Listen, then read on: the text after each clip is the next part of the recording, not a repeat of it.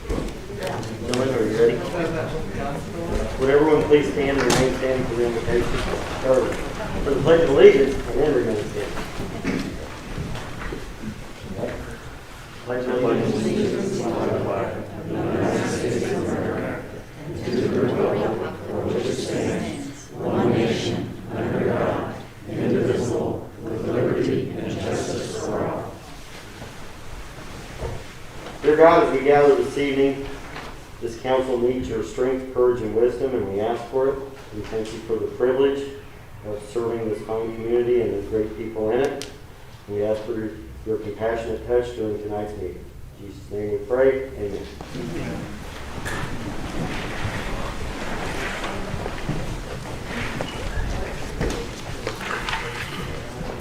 Call to order the March 16th, 2021 meeting of the Mooresville Town Council.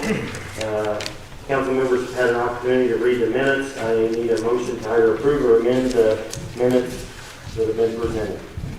Motion to approve as presented. Motion been made. Do I have a second? Second. Motion made and seconded. All in favor? Aye. That seems great.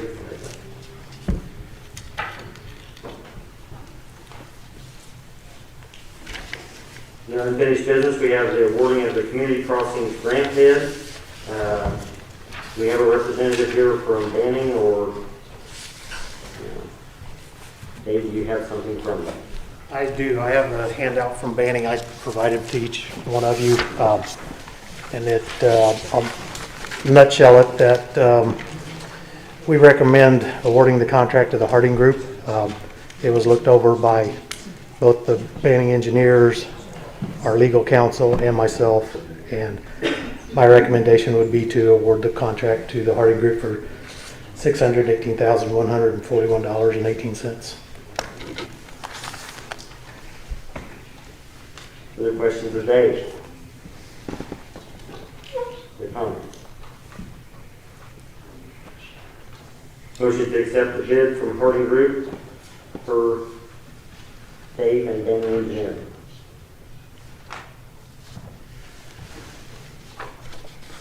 Motion to accept the bid for $618,141.18 to the Harding Group. Motion made. Do I have a second? Second. Motion made and seconded. All in favor? Aye. Opposed? Abstained. I will abstain.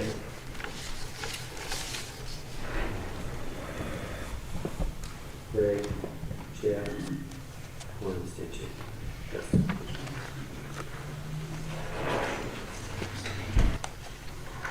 Next item is the award. $1 for the spring cleanup. I met with him today and he is comfortable with that bid, and my recommendation would be to award it to Parks Outdoor Maintenance.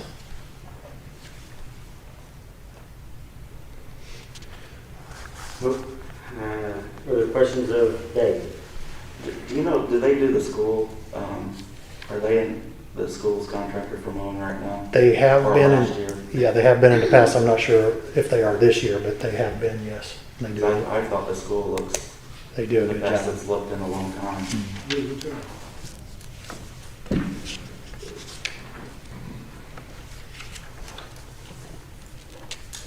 Any more questions or comments? Motion to approve. Would accept the different bid. Motion to approve Parks Outdoor. That is a 2-year contract, correct?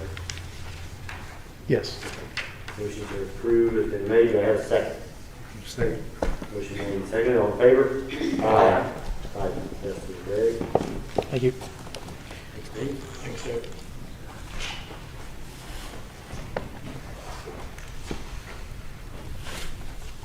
Next item on the agenda is the second reading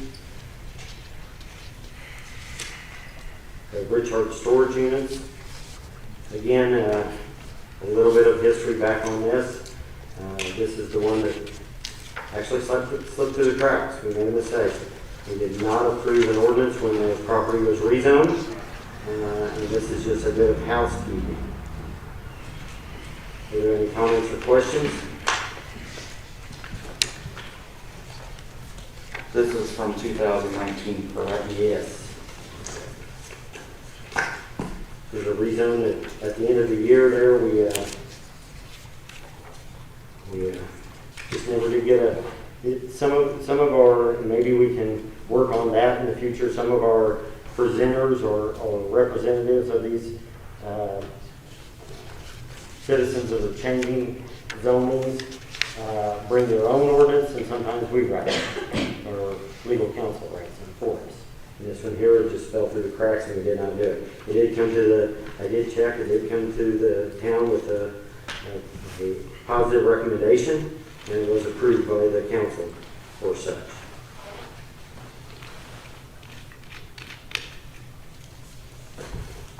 Comments or questions? Motion to either approve or deny ordinance number 3, 2021. Motion to approve ordinance 3, 2021. Motion been made, do I have a second? Second. Motion made, second, all in favor? Aye. Opposed? Abstained. I wasn't here in 2019, so I'm not going to vote for it. I think you had this on in front of you. Says he was going to leave it. And it was also comes with a request from the Greater Mooresville Chamber of Commerce. Would like to receive a blessing regarding the 2021 Joe Bikeman Memorial Cleanup Day for May 1st, 2021. We plan on meeting at the Old Town Park Shelter House on South Street at 9 a.m. I don't know if this is so much as wanting our permission or wanting our help as far as wanting volunteers. I think they've done a pretty good job. I think we've all been involved at some point in making this help, and it does make a difference at the end of the day. I think In this for several years, they do a good job coordinating. you know they're asked to pick up trash as it's being. Motion been made. Do I have it? Next item on the agenda is Farmhouse Street Fair discussion. Is there someone representing Farmhouse Street Fair? There is.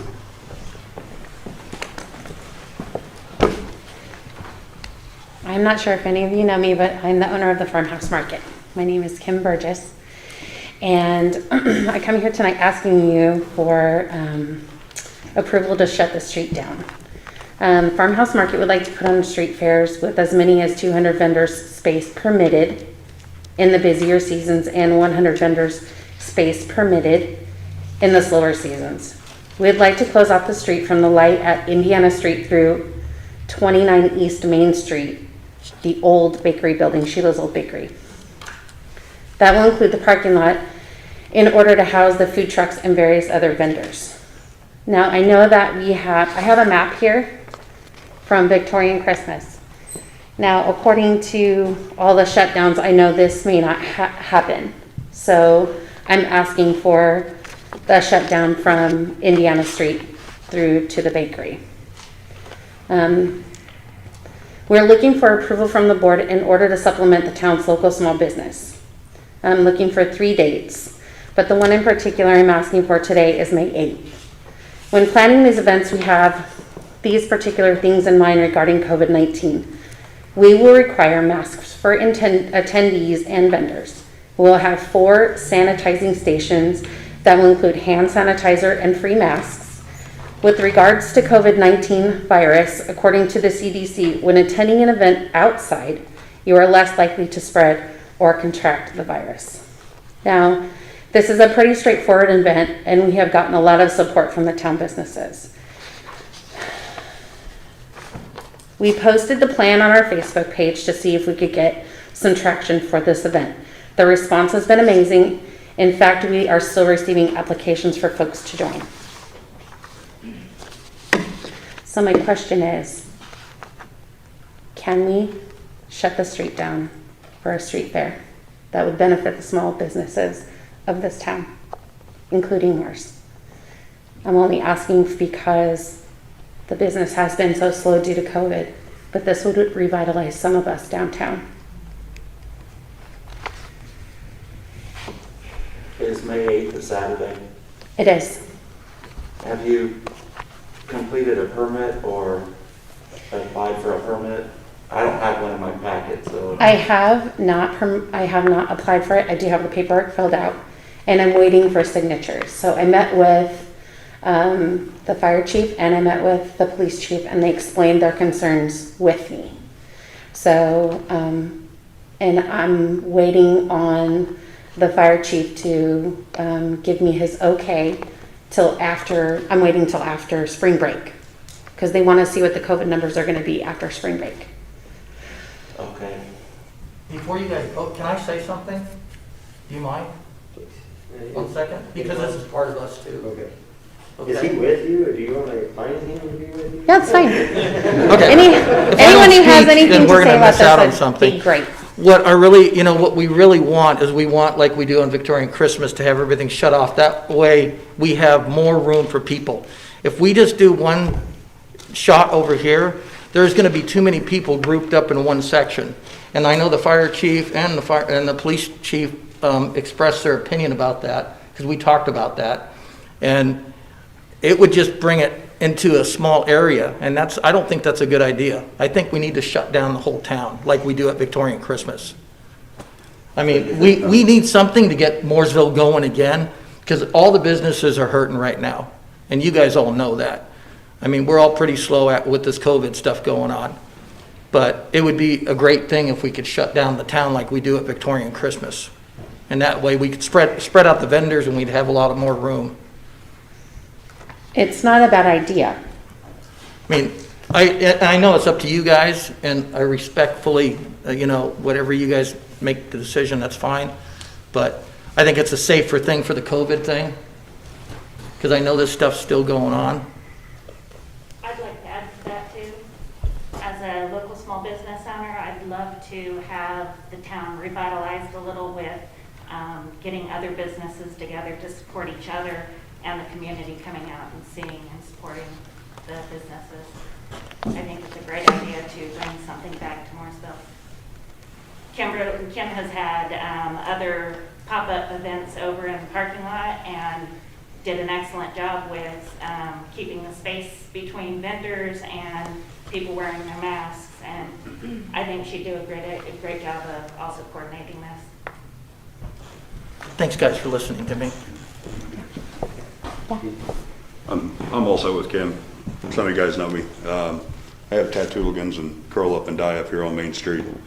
And we're in total agreement with her. We've reached out to all the other small businesses along the strip, and we think it'll be excellent. I know some of the concerns you guys have. I've reached out and spoke with people too.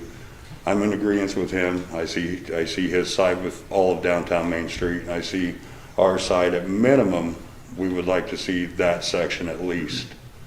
At maximum, we'd like to see it shut down like Victorian Christmas, but I also know the reality of with the shutdown of 42 and the redirection of traffic, that might be difficult. So, but this is something that would really help the businesses downtown. And we're only asking for 8 hours, from about 7 a.m. to 3 p.m. Long enough to set up, do it, tear down, clean up, and I've got volunteers, some of my clients that are with the Wayne Township Fire Department that will come in, volunteer as EMS and fire watch. I also have volunteers for security personnel as well. So we've covered a lot of the bases, and we're all in support with Kim. We're really asking that this take place because it would really help a lot of the businesses down there. We spoke to everybody, and we're all in agreement. So, but we're all here to help Kim too. She brought the good idea to all of us as business owners and small business owners, and we'd really like it to happen. So if there's anything we can do to aid along and help, we'd really like you guys to consider it. I guess my question is for Chief Dalton. With an event this large, do we have to involve the county health department? I made my concerns. I told Kim that she needed to get with Steve Day Okay. and propose a action plan. I also asked her to kind of wait until after spring break. With our COVID meetings going on, we're getting our stats coming in every week. And that was kind of my area of just kind of concern of waiting a little bit longer. Maybe pushing it out another month is what I asked her to do, and go that route.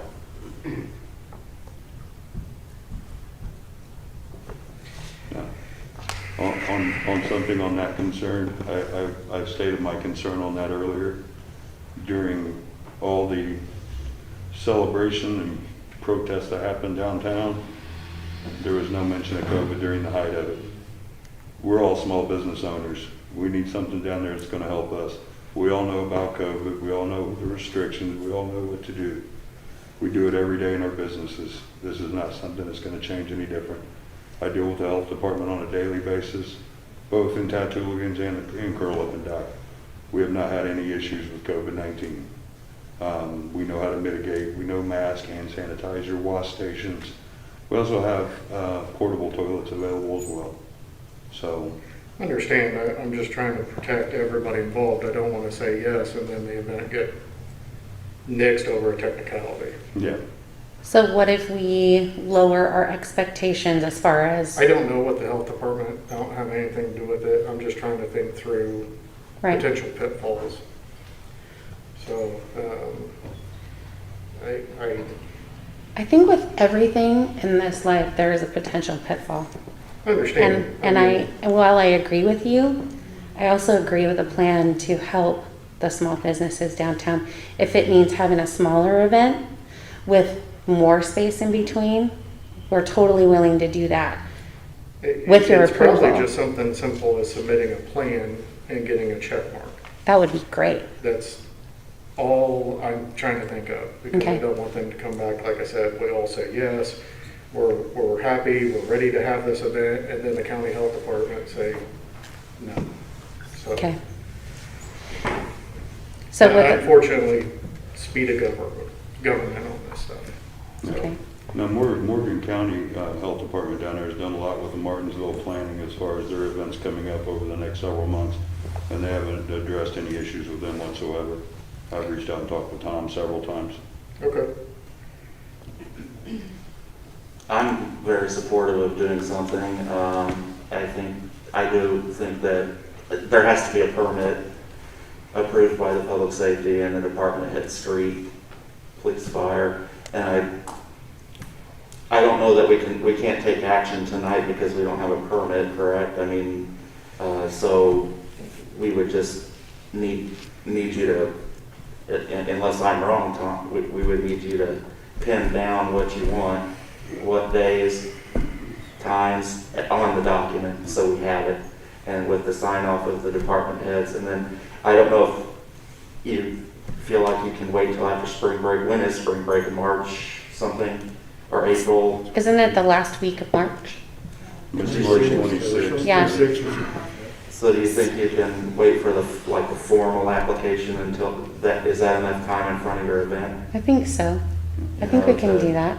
That's giving us at least a month to get with, if we're approved, to get with all the vendors and say, hey, this is what we're doing, get them a plan, and make sure that every plan is in place before. And most of the feedback too we was getting was from a lot of the departments is wanting to see what the town council's opinion was and thoughts on it was Oh. prior to signatures, et cetera. Could I ask the chief of police what your traffic concerns are with High Street? Well, I know I have been fielding complaints, the town council's been fielding complaints, and I think Dave's been fielding complaints too, just about the ongoing detour that we have down to the I-69 Yeah. and all the traffic cutting through side streets and stuff like that. And now we're getting ready to do this High Street development, and that's going to even further restrict traffic and bottleneck traffic all throughout town. So whenever these events are going on, you're going to only have 2 east-west main streets in downtown because you're going to restrict those. I don't have a problem with closing those down if you guys are okay with the complaints that we're probably going to get. That's my only concern. And I suggested we can get on the agenda so we can start looking at this now instead of waiting until later on And that way she has a plan and we have a plan. If this was an everyday thing, I would say, okay, If this to a happened any no, other year, but this would probably be this a is no-brainer. literally an every other month kind of thing for 8 hours during a Saturday morning and early afternoon. So it's not like we're taking the whole day and we're not taking a whole chunk of time. I like the fact that it's on Saturday. Me too. Or at least right now, you know, with Mhm. the traffic. And that's why we even suggested, we're flexible as far as even maybe shutting down just East Main Street and not necessarily West Main Street, so we actually have the ability to keep traffic flowing without Right. potential for bottleneck or side street, over traffic. When you come back with your permit, are you gonna try to do just one event? And we can see how it goes, and then come back for the second permit? You said you're gonna do it I'll agree to throughout that. the summer. I'll agree to that, Would absolutely. that be too much of a burden? Not at all, not at all. I would agree to Because that. High Street doesn't get shut down every day around here, so I mean. I understand. I don't know what it's gonna do, to be honest. The thing that comes to mind for me is coming in Main Street and then cutting down, the bad intersection over here at Harrison and, it's cross street. Indiana. West. Jefferson. Yeah, Jefferson, yeah. That four-way stop is the Yeah. problem. Well, it's not a four-way, Yeah. it's there by the community. Where's That's all, the that's a bad one. The That's detour where people comes, are gonna come in and go make their detour. yeah, the detour comes in on Main, doesn't it, from the east? I mean, from the west. I think so. Yes, it is. So- There should be a copy there. It comes in Maine to Indiana and then south on Indiana. So the two that we would normally shut down for the 4 lanes, the state's already saying, hey, this is the unofficial. The end up plan for that. The state only recognizes the state road detour. We Well, might want to think about that. Yeah. I mean, I don't, generally, when there's a fair in town, people normally go around anyway. yeah. So I would think that if you know about the fair, which we do a really good job promoting things like that. So people usually tend to be aware of it ahead of time. So that's part of the reason why we posted it on our Facebook, so that people would be aware of it, so that people would say, okay, this is a great idea. Hey, yeah, let's do that. So typically, if you have a bunch of people coming into town, they know that they have to park or they have to maneuver through another part of the town to get where they need to go. So I don't, I'm all about it, but that's the only thing that came to mind is this Yeah. intersection over here. It'll be real busy. it will be, but just for a very short amount of time. Right. Yeah. But just think of what it would do for us. Just think of what it would do for our town. I mean, I was actually looking at the census, and we only have 10,000 people in our town. But just think of what it would do for all of the small businesses, which we don't have a big area of small businesses, but just think of what it would do for us, all of us. And it would be for all the businesses down to set up in if they wanted to, That's right. something like that. And any of the small businesses that want to set up outside will get a free space. They don't have to worry about. We just have to plan for them. So, okay, that's all I have. I'm supportive as long as you get the permits done. Okay. I'll wait until I do after. think you need to make contact with the Department of Health, like Councilman Stanley said. She was just in my store the other day. I think her name is Elizabeth. Steve. I think It's Steve. Lede. Steve Lede. Or Lighting. Yeah, Okay. Because I know that there was a okay. representative in my store just the other day. So, I think Elizabeth is for the food and beverage. oh, That's sorry. right. Oops. That's right. Okay. I don't think you have anyone here objecting other than the traffic. That's the part that's, any other time, I would say, and what you could say is maybe our second annual, or our next year's, may have all 4 of them shut down. The only other thing, if it if logistics, while you're working on this, since we're asking you to come back to us, what if you use your sidewalks on Main, not necessarily shut down traffic, but then shut down this road here since you had the light, and then use this parking lot down here? Could you gain any more space that way? And then the people could, the natural flow, they could flow from this one up into this parking lot. One of the ideas that was addressed was maybe using the sidewalks and the parking spaces. Unfortunately, on the safety standpoint, on my side of it, thinking that, you know, even using those parking spaces with traffic coming up and down, even if we caution off those vendor spaces, there's still a risk potential, at least to the vendors and not necessarily the people on the sidewalks. I'm just trying to figure out how to use some more space. Yeah. Any way possible. And I mean, the parking lot at the end of the strip's a really good idea, but it's to essentially make it work. I mean, even at minimum, we'd at least have to shut down that end of East Main. And we could get all the small businesses still involved for 8 hours without really disrupting the NDOT redirection, because I've kind of been doing some research on it myself. I mean, 8 hours on a Saturday morning, I'm usually at my shop early, and there's not a whole lot of traffic between the time of 7 a.m. and noon. I mean, so really will only really be a major distraction for 3 hours. And at that point, most of that time is going to be cleanup and breakdown time anyway. And I've also got several dumpsters behind my area, so it really wouldn't incur any trash collection as far as the town goes, because we've got plenty of people to clean up, you know, pick up, and everybody be responsible for their space. It's not really going to be any occurrence on the town, except just shutting down what area of the section that we want to use. So, and it honestly it'd be really good, because we've got a lot of people. I mean, we've got WCBK interested, Bud and Bloom, I mean, all of those businesses have talked, and we've all been, you know, all in groups and together. And we honestly think it'd be a really good idea. I mean, with the pandemic, with the tornado and everything else that we've been hit by, we've got to do something to get people back down on Main Street and say, hey, the shops are open, kind of spend some money, you know, let's get some people back on the sidewalks. Have you talked to Zydeco's by chance? When is it gonna end? I forget the time. It'll be done before she opens. Okay, that was my only. It'll be done by 3. Okay, I kept them in mind too. yeah, because she relies on that parking lot. Yeah. Yep.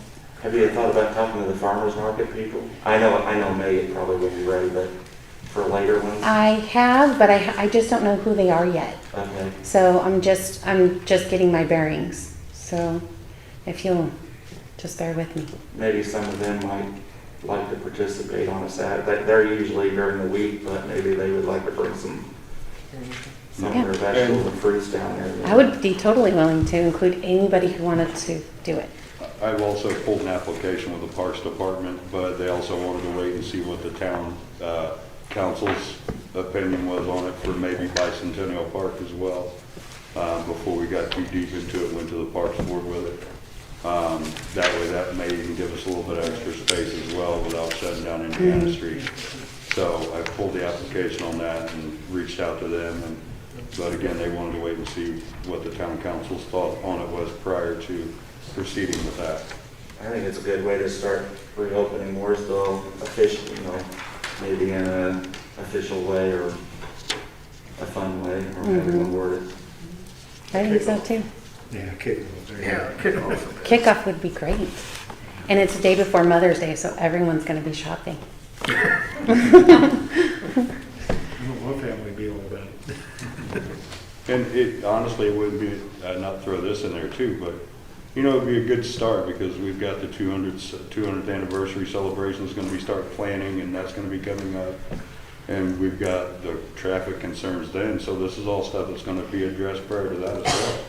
So it'd be a good kickoff for us to start getting, you know, a smaller game plan and take baby steps into that. So NDOT didn't send you here to tell us that that's not, High Street's not going to be done by no. in 3 years. I was with the Carpenters Union for a long time and used to run massive bridge jobs for NDOT, so I know how they are. Yeah, there you go. Well, I don't think you're seeing any objections from us. I think we just want to make sure that we play by the same rules we make everyone else play by. And I do have concerns as far as the unofficial, the way they mapped out the unofficial. I don't know that we want to step on those toes. Oh, we have a question in the back. How about another Comment. option? If for some reason what they're trying to do doesn't work downtown, I have the old IGA building, North Monroe, big parking lot. I know it's not exactly what you guys are looking for, but it would be an option. That would keep traffic concerns at bay, still keep you guys close, and maybe big enough space. Thank you so much. I appreciate that. So why not approach it from getting vendors for his lot, having the farmer's market over where they're normally, and then looking at shutting down the street to maximize every single space that we have available? That's a wonderful idea. I heard he volunteered. I'm not volunteering. Just bring your permit back. I promise I will. We just really want to get people back on the sidewalks downtown, coming into the shops and spending money, letting them know that we're there, and this would be a good way, so. That's kind of where we're at with it. We kind of, like I said, we've also approached the parks department, but this was step one. This is where we wanted to begin, because you guys are ultimately going to be the decision maker on what we get to shut down over and what we don't. And we've reached out, we both listened to everybody's concerns, we've done our research, and we're fully aware of, we've both got our hands on what goes on in Mooresville. I mean, different ways than you guys do with things, but we're the small businesses here are the pulse of downtown, and we got to get some blood pumping back in there. So this would be a good start. Thank you for taking the lead. We appreciate that. So we'll see you at our next meeting. Yes, sir. Thank you. Thank you. Yeah. One last, is that officially going to put us on the next meeting agenda, carried over? Or do we have to? You are now. Thank you. Thank you. I told you I'd remember to do that later. I will. Next item on the agenda is the sewer bad debt write-off 2019. Diane, do you want to kind of go over that? I can. This is an annual housekeeping process that we do in the clerk treasurer's office when there's a debt that we have put forth every effort to collect it. And the only way we can collect those fees is if the property is in the person's name that the debt occurred under. So we've provided a list of accounts to the council for a total of $1,336.08 for the fiscal year of 2019. Say the total again. $1,336.08. We've also provided a bad debt write-off graph to kind of give you our trends of what's going on in the sewer bad debt write-off. And it goes back to 2012. It's on the lower side of normal. Mm-hmm. The highest was 3592.94, Yes. and the lowest is 445.95, and this is 1336.08. But that's past debt, it's not like anybody's currently not No, paying it. so what happens with the bad debt write-off is the power that the town has is to place a lien upon the property to try and collect it. But if the property transfers ownership prior to a lien being able to be placed, because we don't know when somebody's going to sell a property, then you can't place a lien on it. And so that's what's qualified as the bad debt write-off. And so this is just those properties that you can't put a lien on that property.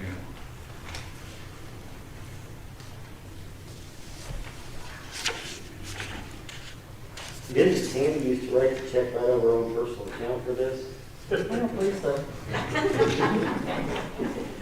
Oh, that's just in case. Any questions for Diane? Any comments? Since she has promised that she has made every effort to collect these debts, I need a motion to either approve or deny the bad debt write-offs. Motion to approve the bad debt write-off in the amount of $1,336.08. Motion been made, do I have a second? Second. Motion made and seconded, all in favor? Aye. That's a great part. Department heads, lateral transfers.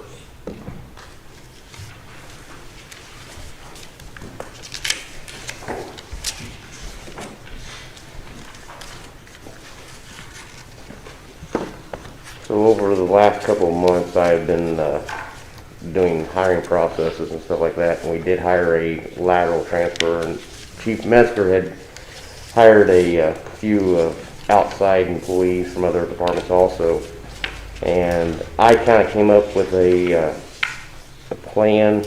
I was talking to Councilman Stanley at one point in time about this.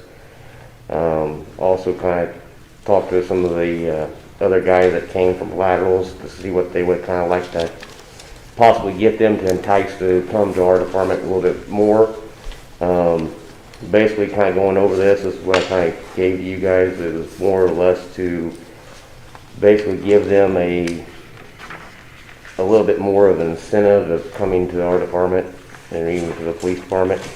Basically, if you use like a 9-year service person, we would give them a 1-year pay rate or a pay with vacation and stuff like that for coming to our department for us. And then that would basically, I would be basically working with the town hall, basically try to make sure that all got taken care of. So they would actually come here with basically 3 years of service for another department with the 9-year service of another department. We'll use like Plainfield, for example. If they came from Plainfield with 9 years, they would have 3 years for us. And then, like I said, that was going to go back towards getting a little bit of sick time coming, so they're not starting out with nothing in their sick team fund or vacation time or anything like that. They would still be basically on a probationary period to a degree, as long as I'm understanding that law as far as with a lateral transfer. And that's why I just basically brought it up to you guys to kind of look it over and have any questions, and we can kind of go from there and basically kind of work with Chief Gillian, with the legal, and try to get something lined out a little bit more concrete for more people to come into our departments.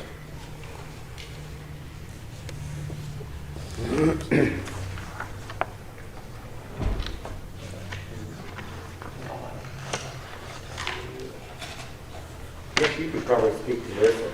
How does this look? A lot more than I got. Yeah, I haven't had a chance to go through it in detail, but yeah, I mean, there's a lot of good ideas in there. I'd like time to talk to Chief Julian and Chief Dalton as well about this, but yeah, I think it's definitely some options here that would entice people to come here. And like I said, this was just kind of my thoughts, and with a lot of stuff going on last week, I didn't get a chance to get with this with Chief Gillian and kind of get his input on this also. And that's why I just wanted to get it to you guys, kind of get thought process going on it. And then again, working with Chief Gillian and the legal and stuff like that, and getting something more solid and concrete for us to get more candidates coming to us.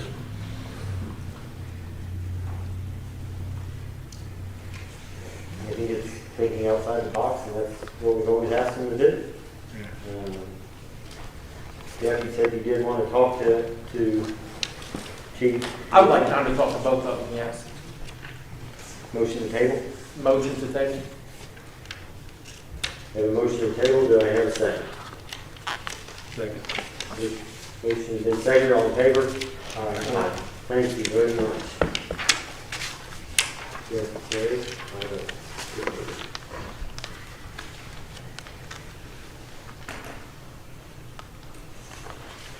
All right, we'll stay up there, right? Might as well. Okay, let's talk about this comprehensive emergency operations plan. I'm amazed that it went from 47 pages down to 3. Right, and I guess I left my copy on the desk. So anyway, yeah. So basically,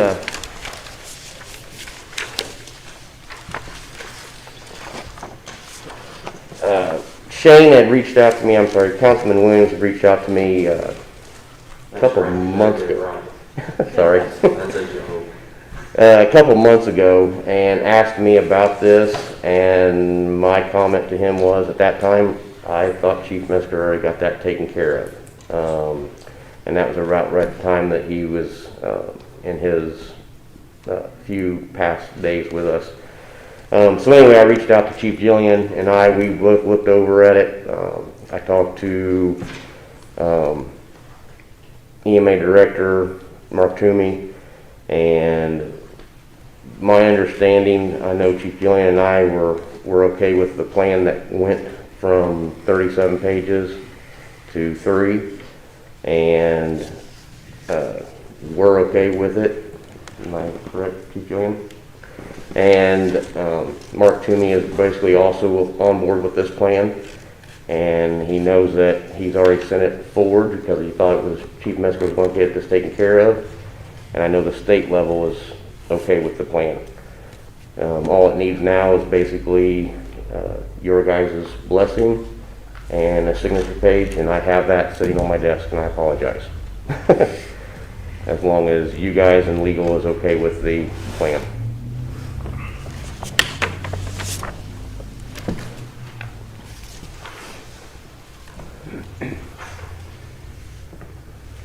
I know that our plan, when we had the tornado last year, kind of brought it to light. The plan was kind of convoluted and had who talked to whom and what order and everything like this. But what happened the night of the tornado was our police and our fire department, our street department came together and made one heck of a response. And they did it without anything in writing. I don't think anyone thought at that point in time what's on page 37. So you guys did an outstanding job, and you know, we're still looking at some things that aren't done, but yet that was brought up at a meeting, and I apologize. I thought it got done too. I know that before it was stated that we needed to do something with the 37 pages and condense it down. So I'm glad you guys worked through it. I'm glad that everyone took a chance took the opportunity to look at it and make it more simple. But I also know that tomorrow, when there's an emergency, you guys are going to do what you know is right for the town of Mooresville. I spoke to both of you. I think everyone kind of probably spoke to you the night that the lights went out in Mooresville. You guys were on top of it. I don't think either one of you ever said, well, I got out the emergency response plan. So, very proud of both of you guys and both of your departments. Any other comments from the council? I think they did an outstanding job. 3 pages. You'll never make it in big government. Well, I will have to say this was actually Chief Metzger's and Division Chief Robinson and Mark Toomey working on that. At that point in time, I was actually just put into the office as this car too, and I saw it just at the final stages and stuff like that. So. You polished it wrong. Has this been reviewed by our legal counsel? I would assume so. I sent it to everybody at the same time. So. Yeah, and what this does is this is just the Mooresville action, and so when there's a determination that Mooresville's resources can't keep up with it, then you switch over to the county and then ask the county for help and fall under their plan. So this is just your directive here, and so I don't see anything that prohibits you from taking action on this. And I believe that this even has the Morgan County EDC to sign off as well. Yes, sir. So.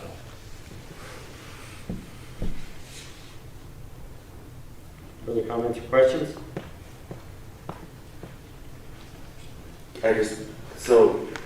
When there's an emergency, is it the town council president that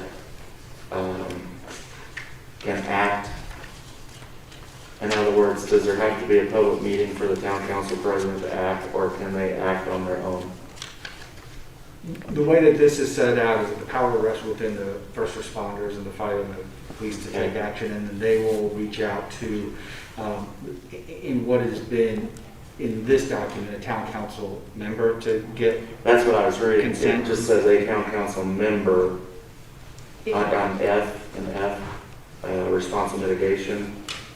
And the reason we put that in there is, i.e., I mean, yes, we would normally go to the town president, whoever that may be, he or she may or that be. But if it is an actual emergency, And that president's not. That president may not be there, so we need to move down the chain. Okay. I would rather see it be a council member. I may, the council president may be cowering under his bed in a real emergency, so. And we all watch movies and stuff like that, and, in these natural disasters, people die, so we don't know what happens with them, so. Just killed our president. This does address all kinds of emergencies, including a pandemic. Our previous one was specific to emergencies, and it didn't include a pandemic. So this is just general speech that includes all kinds of emergencies, correct? Yeah, this is all emergency connected.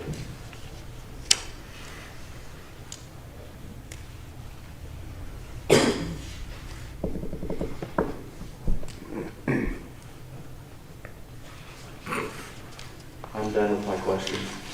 We work together too on that. Comments? Motions? Motion to approve. I have a motion to approve the comprehensive emergency operation plan. Do I have a second? Second. Motion made and seconded. All in favor? Aye. That's in favor. Thank you, Chief, for getting it done, and both chiefs.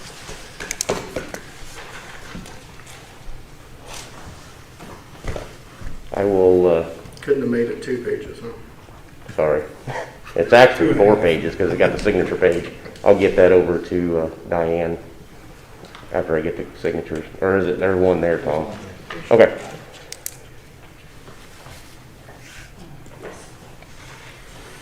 Okay. And then I guess whenever we get it done, then I'll get with Mark Toomey, the EMA director, and get his signature. Need your signature too. Can I ask a quick procedural question about the ordinance that I abstained on earlier? There's no place to sign abstain on the ordinance. Do I just put it in against or not sign at all? I wouldn't put against, I would just not sign it. Just don't sign it? Yeah. Okay. Because So the you're record- saying too, correct? Okay. I'm sorry. I just wanted to make sure.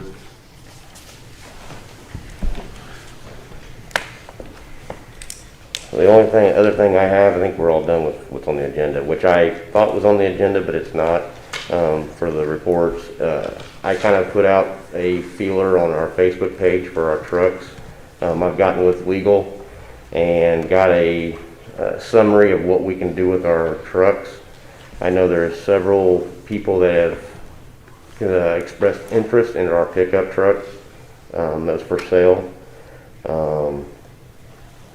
I can make a recommendation with what legal has gave us. I'd like to make a recommendation on that, is basically set a price to sell that truck and then do a sealed closed bid for that. I know 2 fire departments are interested in our squad with blessing with legal to work with that, getting those squads worked with the other fire departments. And then I just found out with an email that Vincent's University Fire Science Program is interested in the engine. And I think with talking with legal, that was also a agency we can work with on that. Is that correct? Correct. So when you talk about not-for-profits or governmental entities, there's different transfer rules and regulations for surplus property. With the pickup trucks, since it's not going to be a governmental entity, that's why it's the sealed bid process. So. Do we set a minimum bid on the other 2, or do we just see what they'll offer? And Those are just open to negotiations. You don't have to do a bid when you're doing intergovernmental type transfers. So if you want to, you can, but it's not mandatory. comments from the council?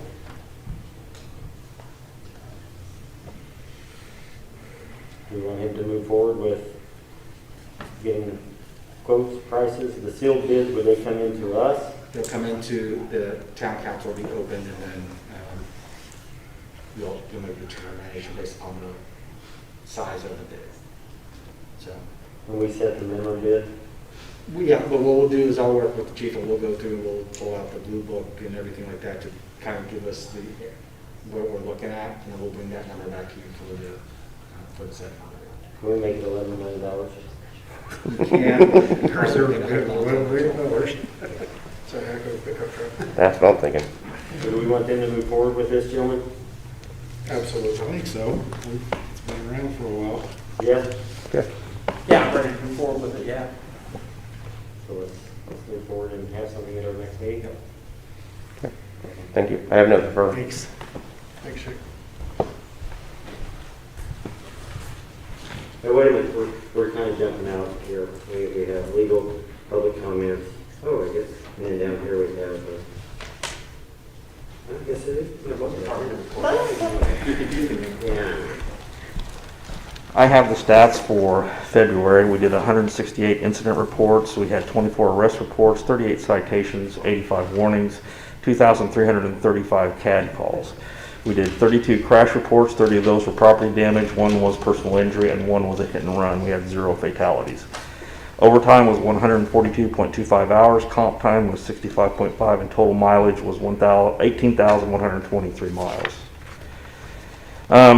Just an update, I have been working with council with regards to the retirees' firearms, and then I've been also talking with Beth with regards to making that all legal. Been working, I've sent you, I know it was late, but I got your information on the reserve ordinance and getting that kind of completed up, and so I want later on discuss you with just, how we can move forward with that. We had the tornado drill. It was the Severe Weather Awareness Week for Indiana, so we got a lot of questions about that. County did it also. I know Marion County did it.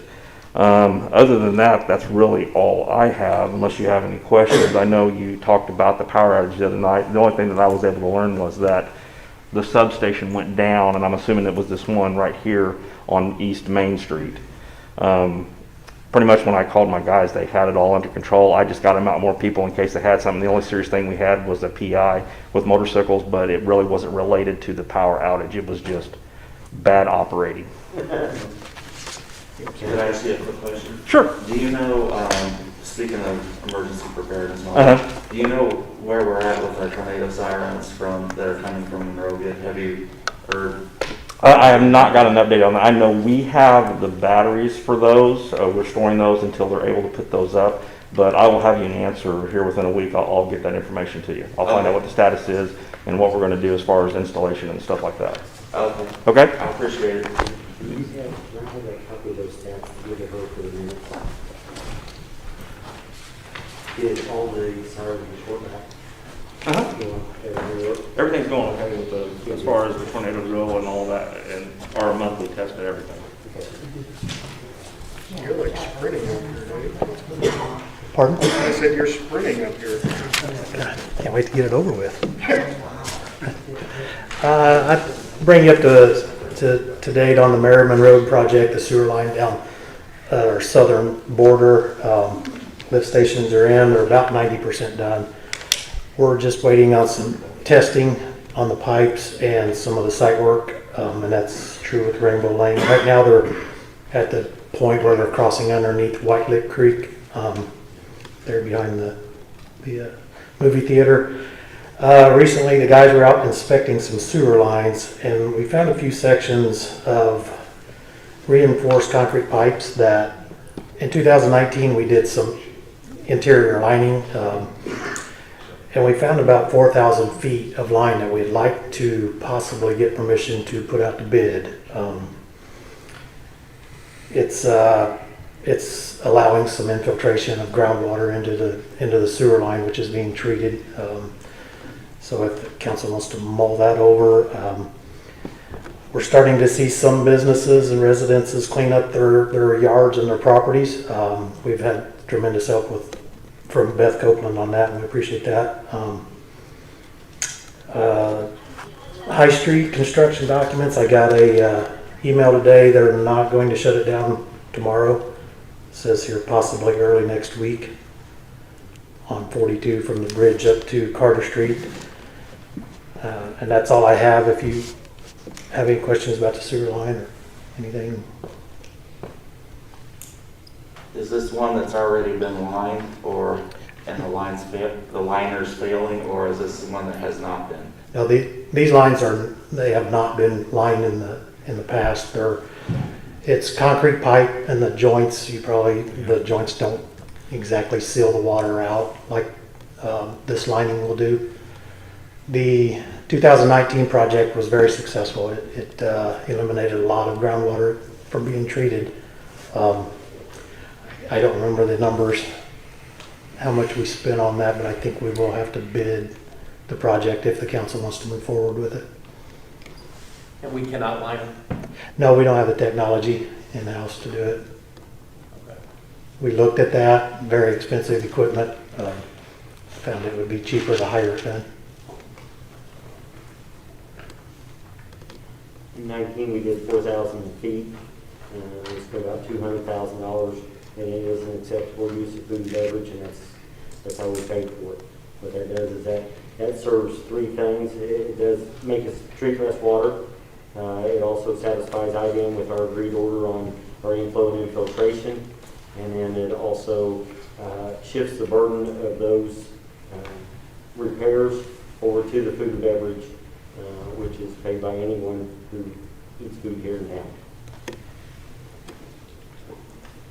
Do we want to give Dave permission to go ahead and let that for bid, or work with that to at least advertise it for bid? I think we should get something going. Yeah? Yeah, I mean, if it's gotta be done, send it out for bid, see what it's gonna cost. Sure. Okay. We have 1.7 million plus in food and beverage, so I'm always for infrastructure improvements, especially sewer, if we have the means, and I think we do. So yes. Might as well spend. Justin, your thoughts? It was kind of an afterthought. I mean, we've approved this kind of project twice before, and it's shown very promising results. So by all means, go forth and conquer. Dave, where's the line again? It's it runs through North Park. It's Oh yeah, especially in that area of town for it. yeah, and then we're running on up Bolton. Is that just east of Maple? Bolton, and there's a section on Indiana we want to do. There's a house on Rayesta that's constantly having trouble, so it's just a short section there. Motion to have him proceed. I'd make that motion to proceed with what would you consider sewer lining bids. Cure in place lining bids, yes. Motion been made, do I have a second? Second. Motion made and seconded, all in favor? Aye. I don't know how quickly you can spec that and put it out for bid, but if you would just keep us updated. Will do, thank you. Anything else? I have nothing. Any questions? I have two questions. Sorry, were you going to say something? Oh, okay. I have two questions. One, how are we coming on the roof replacement? It's near done, isn't it? They are very close to done. They've got two sides of the bell tower to do.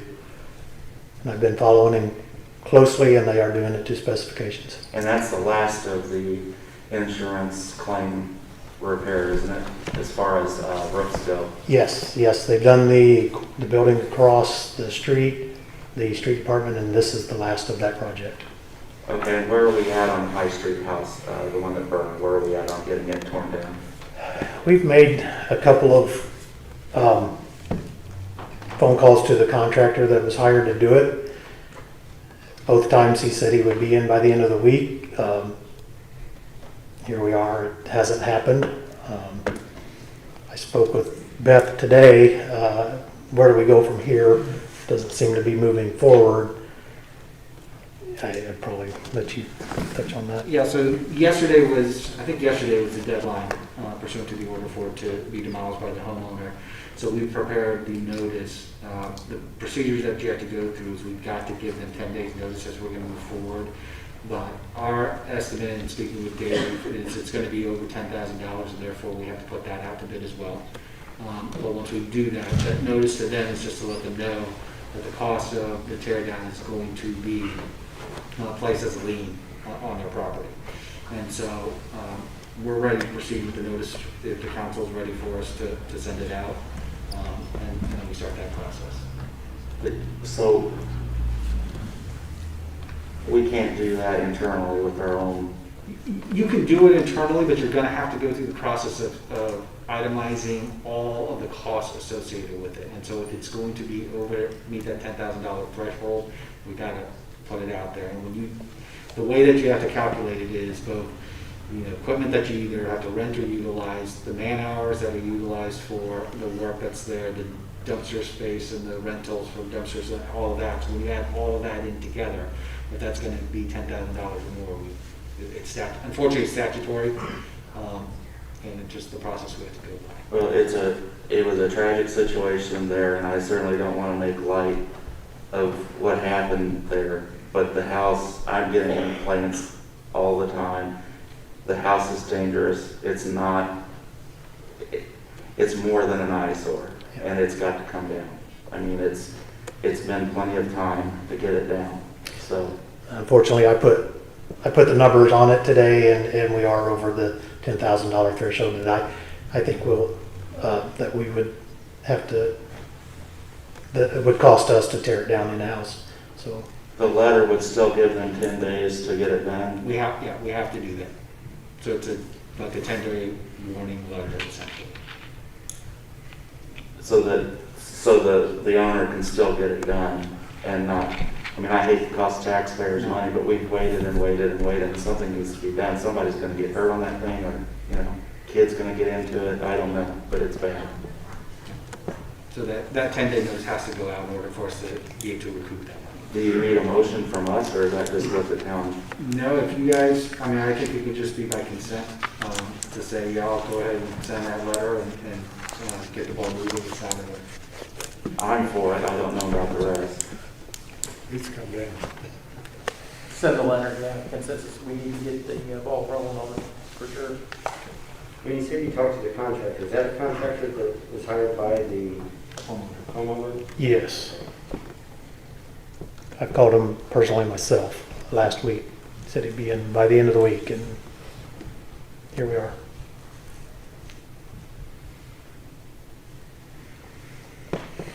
Pamela, do you have anything to add on this? I know that you were No, I talked to the contractor a week and a half ago, and he said it would be done last week, and I've checked the house 3 times, it's still there, so. We had problems with IPL initially when he contracted to remove the house. He could have done it that week, and IPL was very dilatory in removing an electrical service. He would not go on the property as long as it was. We finally got that done. I thought it was going to be down last week, so I'll contact him again tomorrow and see what I can do. Well, I think the consensus wholeheartedly, unanimously is. I'm sorry, I can't hear you. I think the consensus unanimously is we're ready to move on. We kicked the can down the road as far as we can. So if you would do that, that'd be great. The consensus is you go ahead and start through the process also. Okay. There was a court order, correct, and it gave 60 days. Correct, and that expired yesterday, I believe. So this isn't something that just happened this week. Well, we haven't received the court order yet. We've been waiting on it, so we haven't received the written court order. It's filed, I've got a copy of it, I can forward it to you. I would appreciate that because we haven't received one from the court. Thank you. Thank you. Thanks, Nate.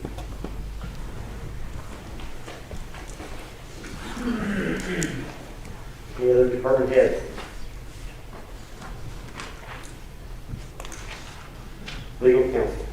Okay, so this is a resolution that we prepared, the chief alluded to earlier regarding the sidearms for retired police officers. You guys declared these four sidearms surplus last.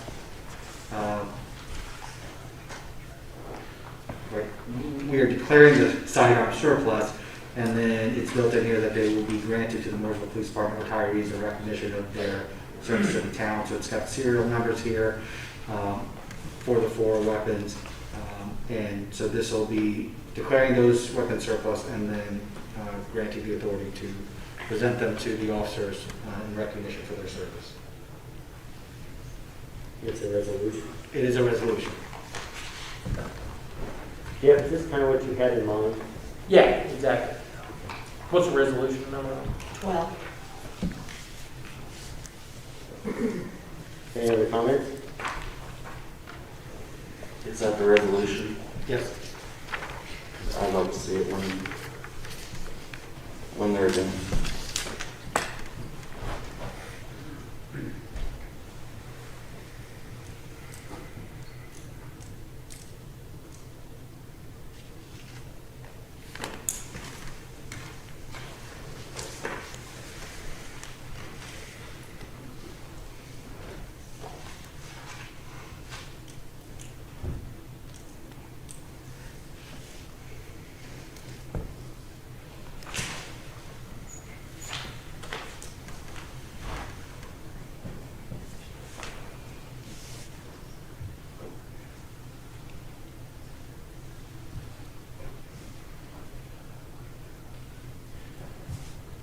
Should also be a Smith and Wesson on here, shouldn't there? Well, we haven't quite discussed that as far as, he would be more of a town employee, even though Okay. he was kind of under the police department, but he was more of a town employee, so we still need to discuss that. Okay.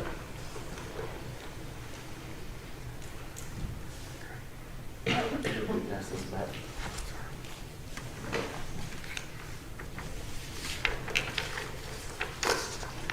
I guess it's the ball rolling. Do I have a motion to approve or deny resolution 12, 2021? Motion to approve resolution 12, 2021. Motion been made. Do I have a second? Second. Motion made and second. All in favor? Aye. Ready, Jeff?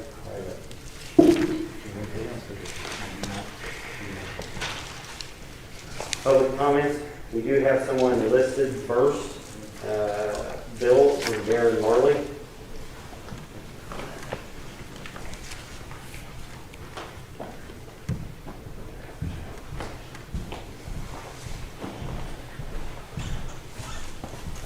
Hello, I'm Darren Marley. This is my partner Josh Finetz. We own Fenmar Properties LLC. We purchased the building here at 1 and 3 Main Street. Just here maybe to ask a favor of the town, and then here to answer any questions you guys had for us at this point. We've been operating off a demo-only permit up to this point. We're about as far as we can go with that. Our architect has taken 10 weeks to get us drawings, which we've just turned over to David Moore today. During the demo, we've had water meters pulled. Everything's out of the building. So last month we was presented with our first sewer and stormwater drain bill, a service that we're not using right now. This building's going to take a lot of money, and not that this is a lot, but we're here to request maybe suspended of that bill until occupancy is established.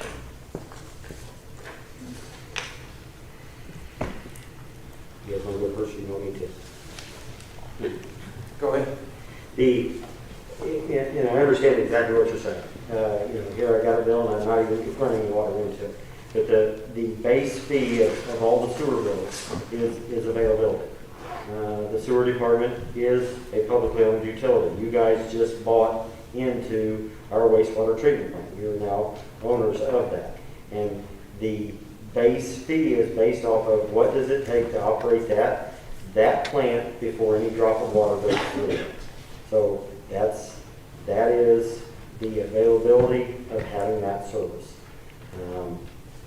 Then the water that goes through it, when you put that meter in there, you are charged for it on top of it. Absolutely. So by ordinance, it is set. It was set in 2010, and then just recalculated this time. The numbers aren't arbitrary as far as we just say, hey, this is how much we think it costs. They are studied, in this case here by Baker Tilly. And they come back to us as this is what it actually costs to operate that plant. So when you say can we suspend it, I've never been asked by someone that's remodeling a building. I have been asked by people that say, hey, I go to Florida for 3 months out of the year, or I've had a fire or something like that.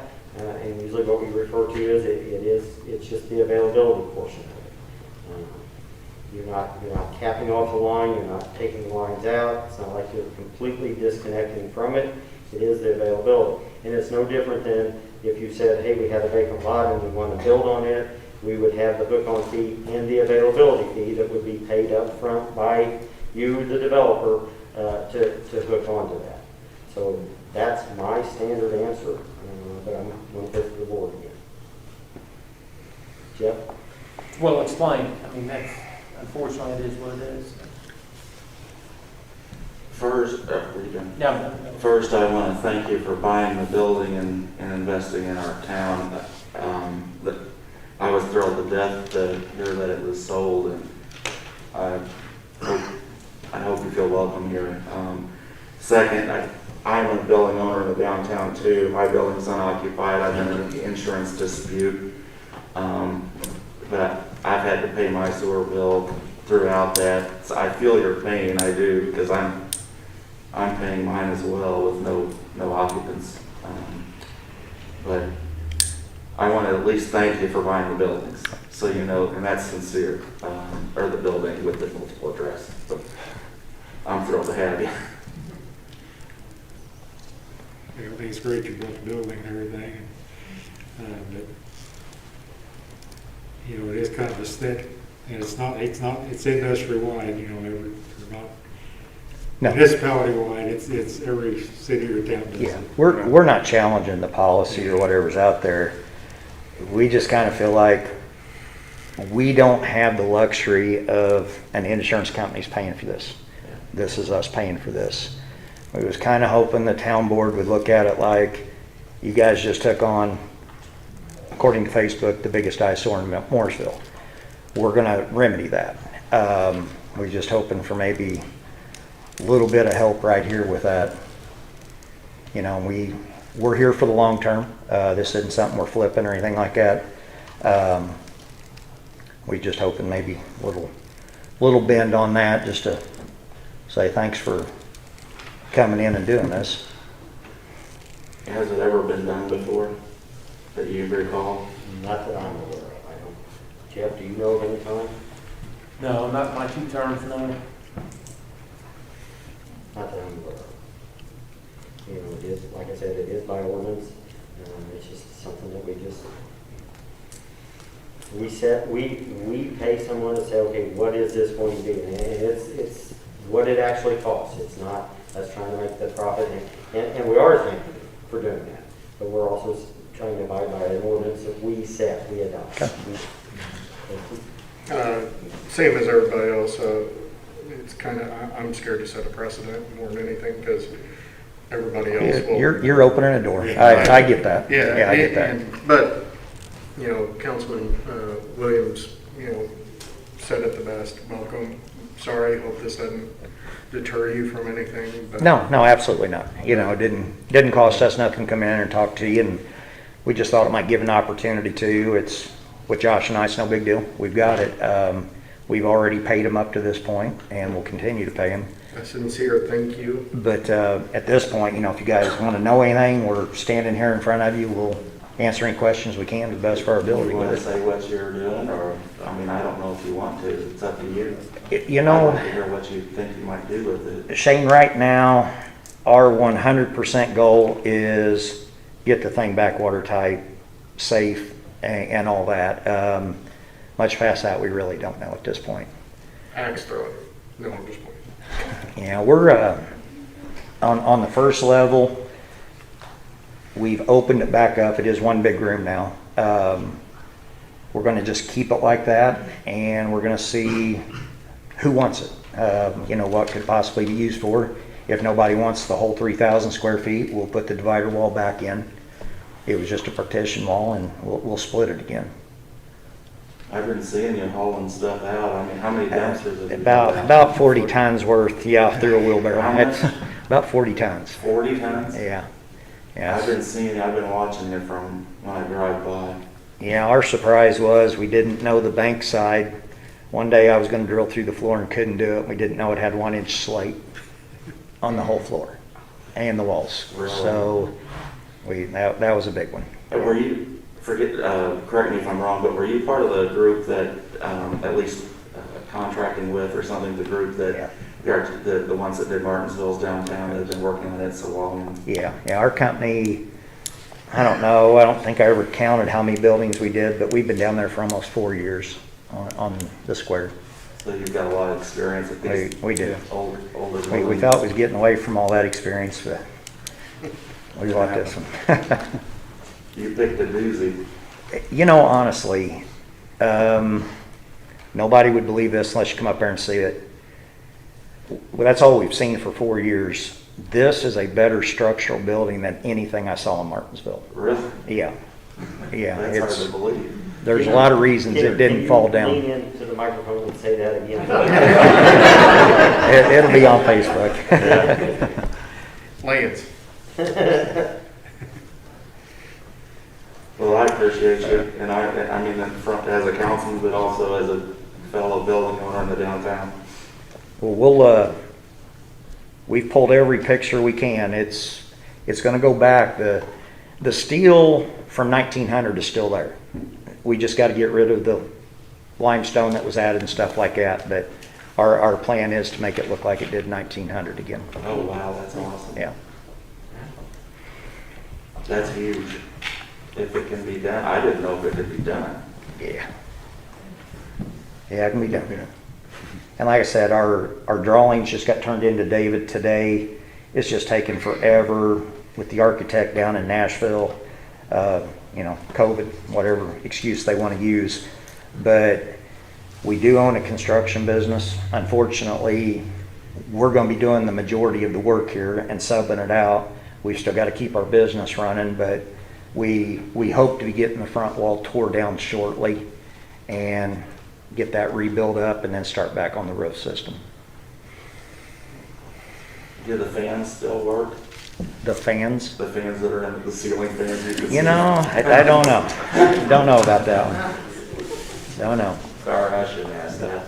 I told David we wanted our brick back after the tornado, but he hasn't located them yet. For the Marion County somewhere. Probably. Okay, guys, thank you for considering it. Okay. No big deal.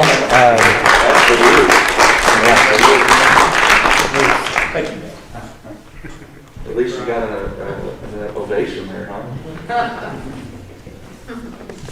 Hey, one more thing. I'd just like to publicly state, I burnt this man's phone out. He has done nothing but help us out so far. So you got a guy in the right spot. Good job. All right. He stole my girlfriend's in high school too.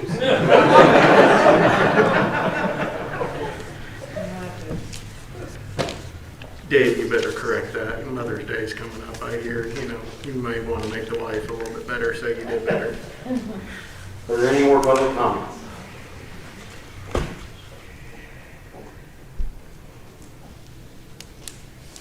Comments from the council? You skipped one. Oh, motion for approval of payment of claim. Yeah, I thought we could just go without paying them. I know I've had a lot of questions tonight, but I do have one question about claims. Okay, so there is a charge for $4,776.04 to the Indianapolis Metro Planning Organization. What is that? I don't know what it is. The MPO is we became, when our census went in 2000, went from 6,000 people up to 9,000 people, we became what was part of an urbanized area. And we became a member of the Metropolitan Planning Organization. That is a regional planning of traffic and when you hear about the red line and the blue line and the high-speed rail and everything that everyone has dreams of, that is usually coming out of the Metropolitan Planning Organization. We are a member of that. You can say by choice, or not, but it is part of, them looking for, because we've been grouped into that area, it is part of looking for funding, whether it be state or federal funding, is have we participated and have we been good members of that organization. Do they make a difference? Representation there? Do what? Do we get representation? We do get representation, and I think if you look at the last appointments that we had to it, they went back to, I think you had those, they went back to Dave and Virginia Perry. And I think that they went to a few of those meetings and realized that Mooresville wasn't going to get a whole lot of response of what was going on. Up until recently, even Hendricks County was a little appalled at how they were maybe neglected or overlooked in that organization. They have started looking at possibly sending some types of public transportations west and into Hendricks County. Is it the red line that's coming from the north? The red line that comes from the north? And I don't know if I'm stepping on your toe. I don't know if CAF represents it. But the red line that comes from the north, they said, okay, we're going to do it. We're going to fund it this way, and then Marion County is going to have to make sure that there is other means of funding than tax dollars, and there's a big rigmarole going on there. Do we have to pay? We have to pay them if we want to be considered in some state and federal grants. Is that? Yeah, so the MPO is your avenue and what opens a door to NDOT and Department of Transportation funding for the federal level. And so anything that you are trying to get from federal dollars, which, from all of the discussion now going on there regarding specific projects that can now be granted again out of DC, it's going to have a much larger role in what's going to go on. But you have to, once you reach a certain population size and are in a certain geographic area, your MPO basically your participation in the MPO controls your ability to qualify for funding. So I didn't realize that we paid this much for this. I mean, I think we ought to have a representative appointed to and try to do something with it, unless you're saying that I heard you saying I would really like to sit on this MPO. I was thinking of Joel Lee there, but no, I don't know. I just wanted to make sure. I mean, that's quite a bit of money if we're not even attending and not even. I mean, I don't mind going. And I appreciate that very much. If you may come back and say, hey, this is the greatest thing I've done, or you may come back and say, I agree with Virginia. Do I have to dress up? No, absolutely not. Matter of fact, I think it's clothing option. And I think their next meeting is a costume party. Okay.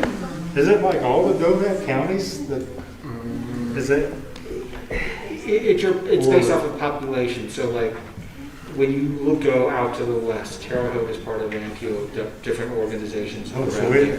So there are different ones around. You guys are in the Indianapolis MPO, so you fall under that. So you're looking at all the donut counties, but then also the independent little municipalities within them. But the central Indiana one, you're going to be looking at the donut counties. Well, I'm willing to do it. I don't know if you have to have an agenda item and appoint that later, or what? No. I'm not giving you a chance to back out.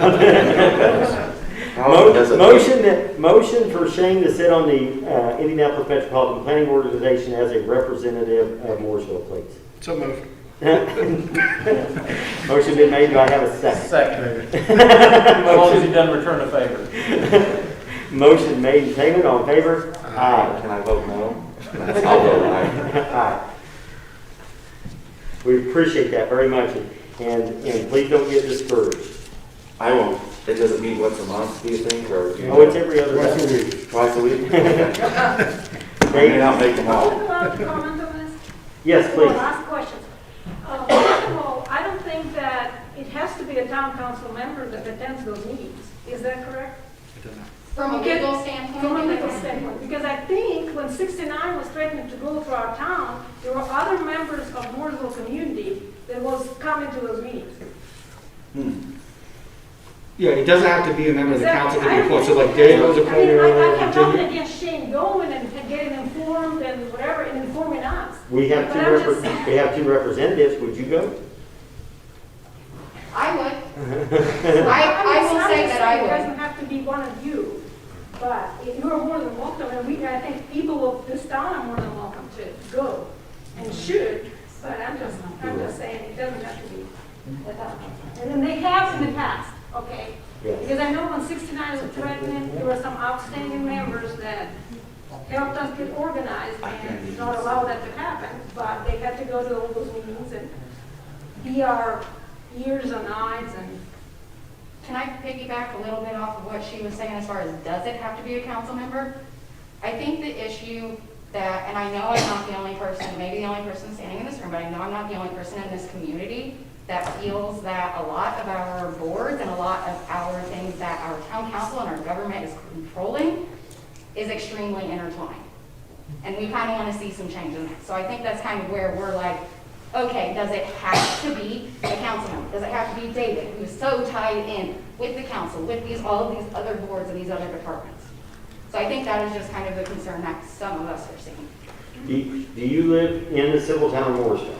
I actually live in Waverly, I don't either, I'm a. so not within town limits, no, I don't. But it is a very valid point, because we do have two representatives on that, and I would really like to see that snowball from what you're saying there, and I think Shane could probably, after the first meeting, come back and say, okay, here's what we're going to do, let's try to put a tax-paying representative on that board with us. So you get two picks. We actually have two representatives on it. And we'd always sent Dave kind of in the past because, you know, when they would come back and say, hey, here's what we're doing as far as infrastructure. But they did kind of concentrate on what they were doing on the north side of Indianapolis and central Indianapolis. And now they're talking about a blue line that's going to run south into Greenwood. And I think our representatives always came back with, well, they acknowledged that we were there, but they didn't do anything for Mooresville or Morgan County, period. I'm saying that you go get a feel for it, come back, and let's get a taxpayer on it. I think that'd be great. Thank you. I would be willing to be that taxpayer. You're in Mooresville town limits too. Yeah. You really want to be part with Shane? Just kidding. Her and I argue all the time, so we're Yeah, used to it. we get along well. There you go, Shane. Bringing that up too as well, you mentioned that blue line. There's also been talks, just some construction talks of them running that out. Not only US 40 out into Plainfield, but there's been some topic of discussion about possibly adding a line on 67 in, coming decades. So it would not be a bad idea to have, because that would impact Mooresville in some aspect. So it definitely would be a bad idea to have a board member in, somebody in town. Thank you. Yes? The appointment process that was posted January 21st of 2020, it mentions that the town will announce vacancies for boards or committees via mail or the website. Is it possible to update that to also include social media? And to piggyback that question, just like Shane pointed out, there were two representatives that can be filled for specific boards or committees.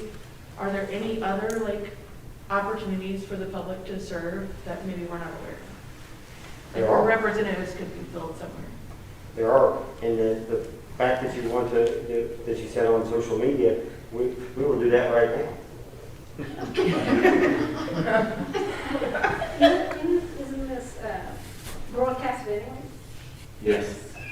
They are. It's been announced. Right now, we have 2 planning commission seats, but one is a town employee. One is a town employee. Correct, Yes. by statute. Some things are the way they are and intertwined by statute. And then we have a police commission. That's it on town boards, isn't it? To the best of my knowledge, it is. On town boards themselves. Now, these other boards, like the one we're talking about tonight, that's not actually within the purview of the town of Mooresville, that's an external board. Correct. And there's a couple of them available too. Is there one that has to do with the airport? Yeah, like an Arrow. Yeah, because We could add them to the website, and then they would need to fill out the application on the website, and you're welcome to do that. It's on, is it on online documents? Do you remember? It would be on online documents if it's there. I wasn't aware that we put it on the website. Oh, it's there. It's under town board. I know that. There's an application, and it has their instructions. You submit those to the town, to the clerk's office, actually. I believe it's a downloadable, printable PDF. That's right. Yeah. Yes. Because that was one of the questions I was actually having, given that topic, is actually plan on, I think it was the planning vacancy, if I'm mistaken. There's one that's not a town employee. Yeah, that's next month. I plan on actually submitting the application, my resume for that, so.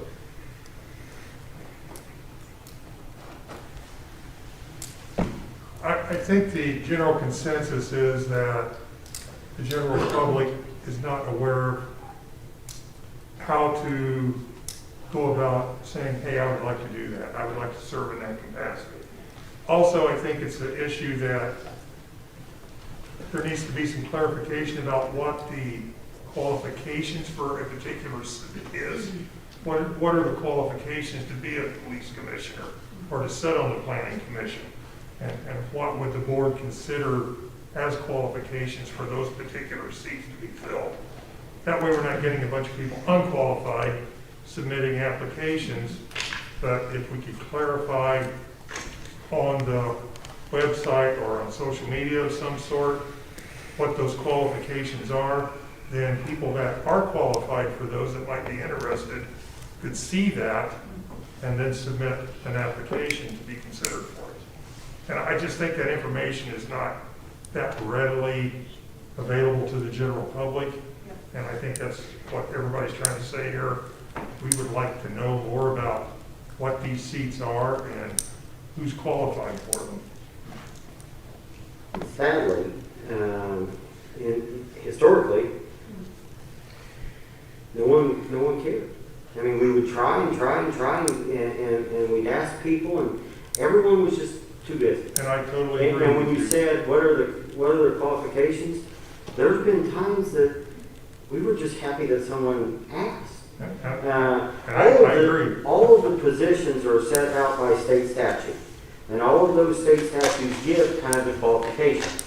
There are some of them, like our position on the planning commission. There are some of those that are a partisan appointment, as far as you can only have, you have to have, it has to be bipartisan. You have to have so many of one party and so many of another party. Currently, the position that is open on our police commission, and it's a 3-member board, and it is currently held by 2 Republicans. So the opening would be anything other than a Republican. And we do have to, by statute, verify that. You know, the biggest qualification is just the fact that you're here. I mean, the fact that people have a general interest and concern for this town and care for it. That's one of the biggest things. For any of us to be here this evening, there's something that we're happy about with this town. So, Well, I think there's a movement of new people coming into the community that do care and that are interested in these positions and want to serve. I'm the builder for the villages of Eastmore, and I know every person in that. And that subdivision is filling up with young professional people, school teachers, professors, all types of those types of people that have chosen Mooresville to be their home and to raise their children. And they want to know what's going on, and they want to help, and they want to be involved. So to make that information available to them, I think is going to be a big asset for the city, because you're going to start attracting some professional people. There's realtors, there's post office workers in there, there's a professor, she does grants for colleges and schools, and is a pretty astounding author that her works have been published. And there's school teachers in there and all sorts of professional people. People that work at IU, the person that runs the swimming department at IU. And these are people that need to fill these positions, and they're willing and interested in them. So to make that information more available to what positions are open and what type of person needs to be that, I think that's something that we're asking the town council to try to figure out how to do. Maybe they need to come to town council meetings and get started there and start asking here. questions. You're starting, they gotta start somewhere, so. Okay, I have two of you here. I was gonna say, what I like to do, and I know Shane does it, he keeps a lot of us informed on the Mooresville Community Chat page. And when I first moved here, just a couple of years ago, there was 8,000 members up on the chat page. Now there's like 12,000.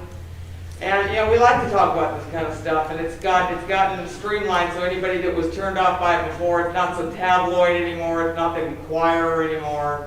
I mean, you can actually get some good information on there, like they had a cleanup in Martinsville. I know it's not Mooresville, but it borders, you know, and people like to go fishing there and stuff like that. And somebody says, well, how do I find out about stuff like this? Well, you know, I'm thinking, well, I don't know, come here. So I was thinking it'd be awesome to see some of you folks on there. I quoted you, Mr. Lee, and I spelled your name wrong. I apologize. I'm not a professional reporter. You know, I just kind of like to have fun with it. But it'd be great to hear what y'all think and be able to chat about it with you right there online. You know, simple, social, and fun. Or start your own chat room where we can join. Some people I mean, get it's a really thought, mad at you me know? for being online. They think I'm a jerk, quite frankly, but I just like to debate because you get good ideas. Right. Well, yeah. Well, someone's always going to think you're a jerk no matter what you do. Her and I debate all the time. Don't we? Well, I was just gonna say that, but. And I'm going to you with the third person. Some of the requirements, does it have to be a Mooresville town resident, or can they be out of the buffer zone, or, you know, how far does that go? To all of those positions. So like if they would be published somehow, or publicized on Facebook with the requirements included, because some of us don't know that we are allowed to be. You almost have to be a linear programmer to keep track of it.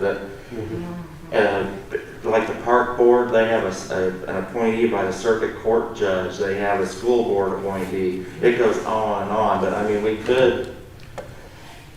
I don't know how we would do it. I think we'd have to have the attorney probably do it.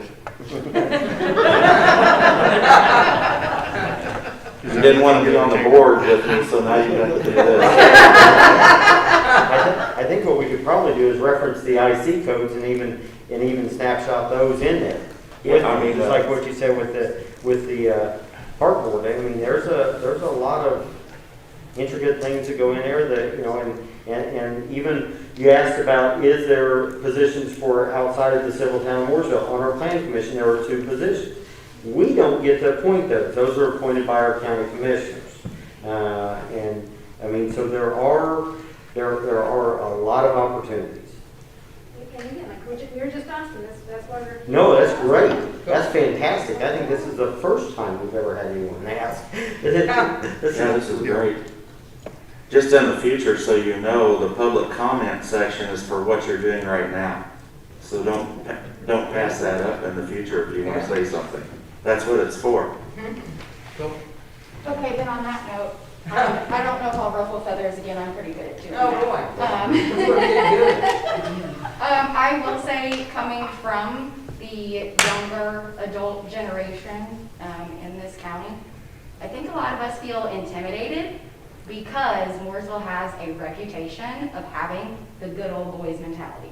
And I'm just speaking from talking with other adults that are close to my age, whether they are in Mooresville or surrounding our area, whether it be Monrovia, Martinsville, Barbersville, Center Grove, Perry Township. It's the reputation that this town has, and I really think that it really does intimidate the younger generation. I'm not easily intimidated, so it doesn't intimidate me. However, I do think that there are a lot of people that are even scared to come to these meetings because of that. We're not gods. I know, I'm not saying that you are. I'm just telling you what I have observed from other people that are in my generation. I heard that all through my campaign. In 2019, I heard it all the time.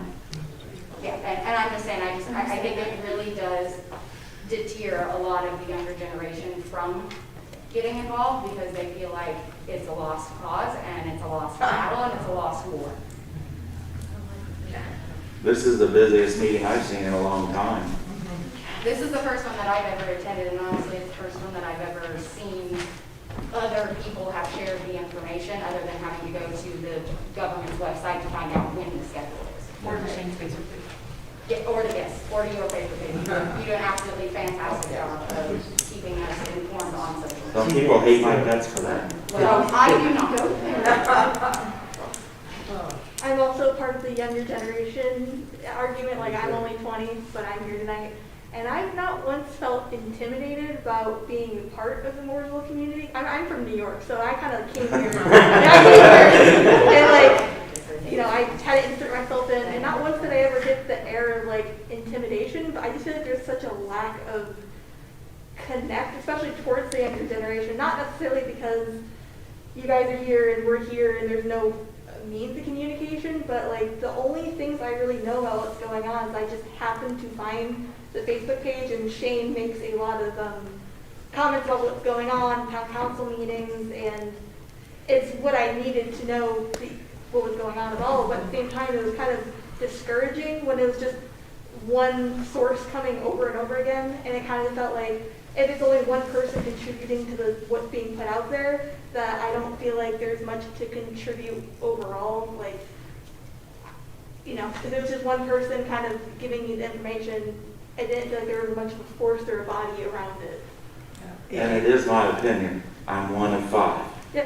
So, well, and I'm not even saying just they don't always agree with me. I don't always agree with them. And I'm gonna chime in a little bit to that point.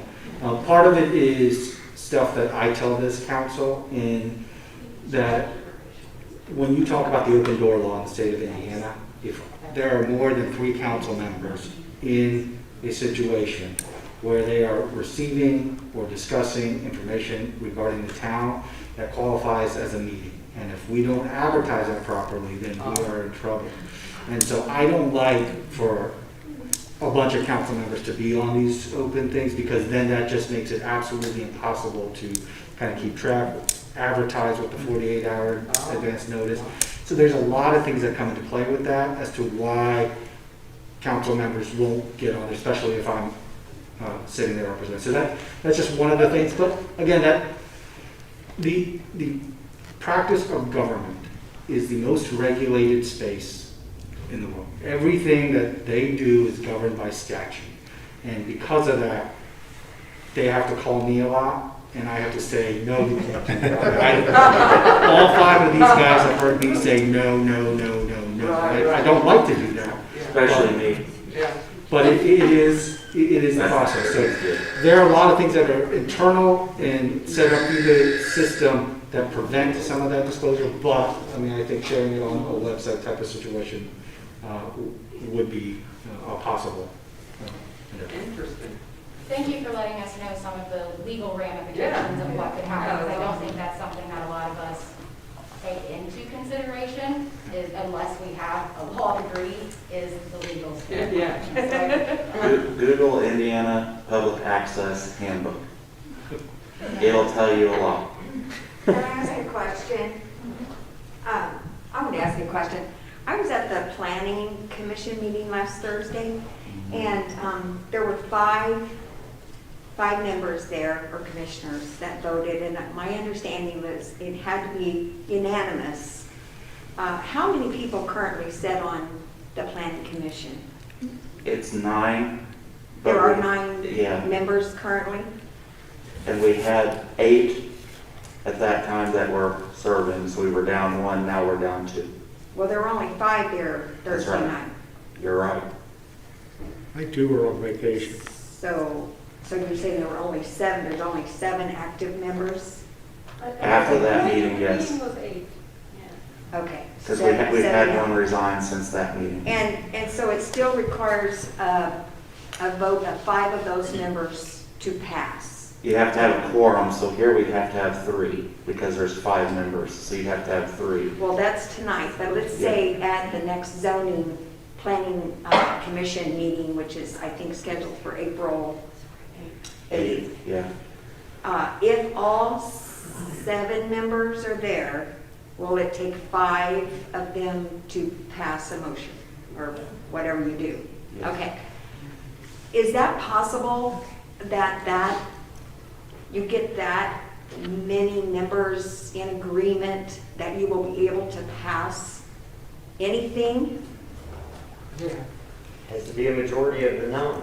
And again, that is by state statute again on how that's set up.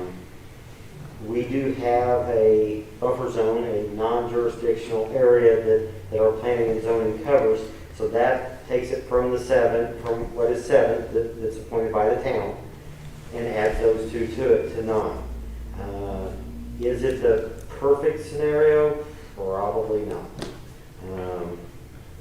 But just the fact that we have people saying, "Hey, I want to get involved," that's great. We need to get 9 people in there that say, "I want to be involved. I want to be involved all the time." I think having 9 gives more of an objective answer to the proposal. But also, if you're actively seeking, or maybe you're not actively seeking to fill those seats, maybe you are, I don't know, and I apologize, but if somebody applied for a seat, how long does that process take for them to get appointed, or to get whatever they have to do to become a member? Is it months? Is it just 2 days? I mean, what does that look like? It would have to happen in an open meeting. So if that happened, if you did it tomorrow, I can tell you that nothing would happen within the next 3 weeks. Okay. However, if that went in there, we usually get it forwarded to us when you send it. When you send it in, we get it forwarded to us, and you could start getting calls as quickly as the next day from council members saying, "Okay, what are your thoughts on this? What are you looking at?" And if you say, "Well, I just want to get on there because Bob, my next door neighbor, I think his fence is encroaching on me and I want to do something about it," we're probably going to look another direction. But if you come out and say all the things that we want to hear, I want to protect the public health, safety, and welfare of the community. I want to protect the land rights of property we own, but yet not take away from the values of properties around it. That's those golden interview answers that everybody wants.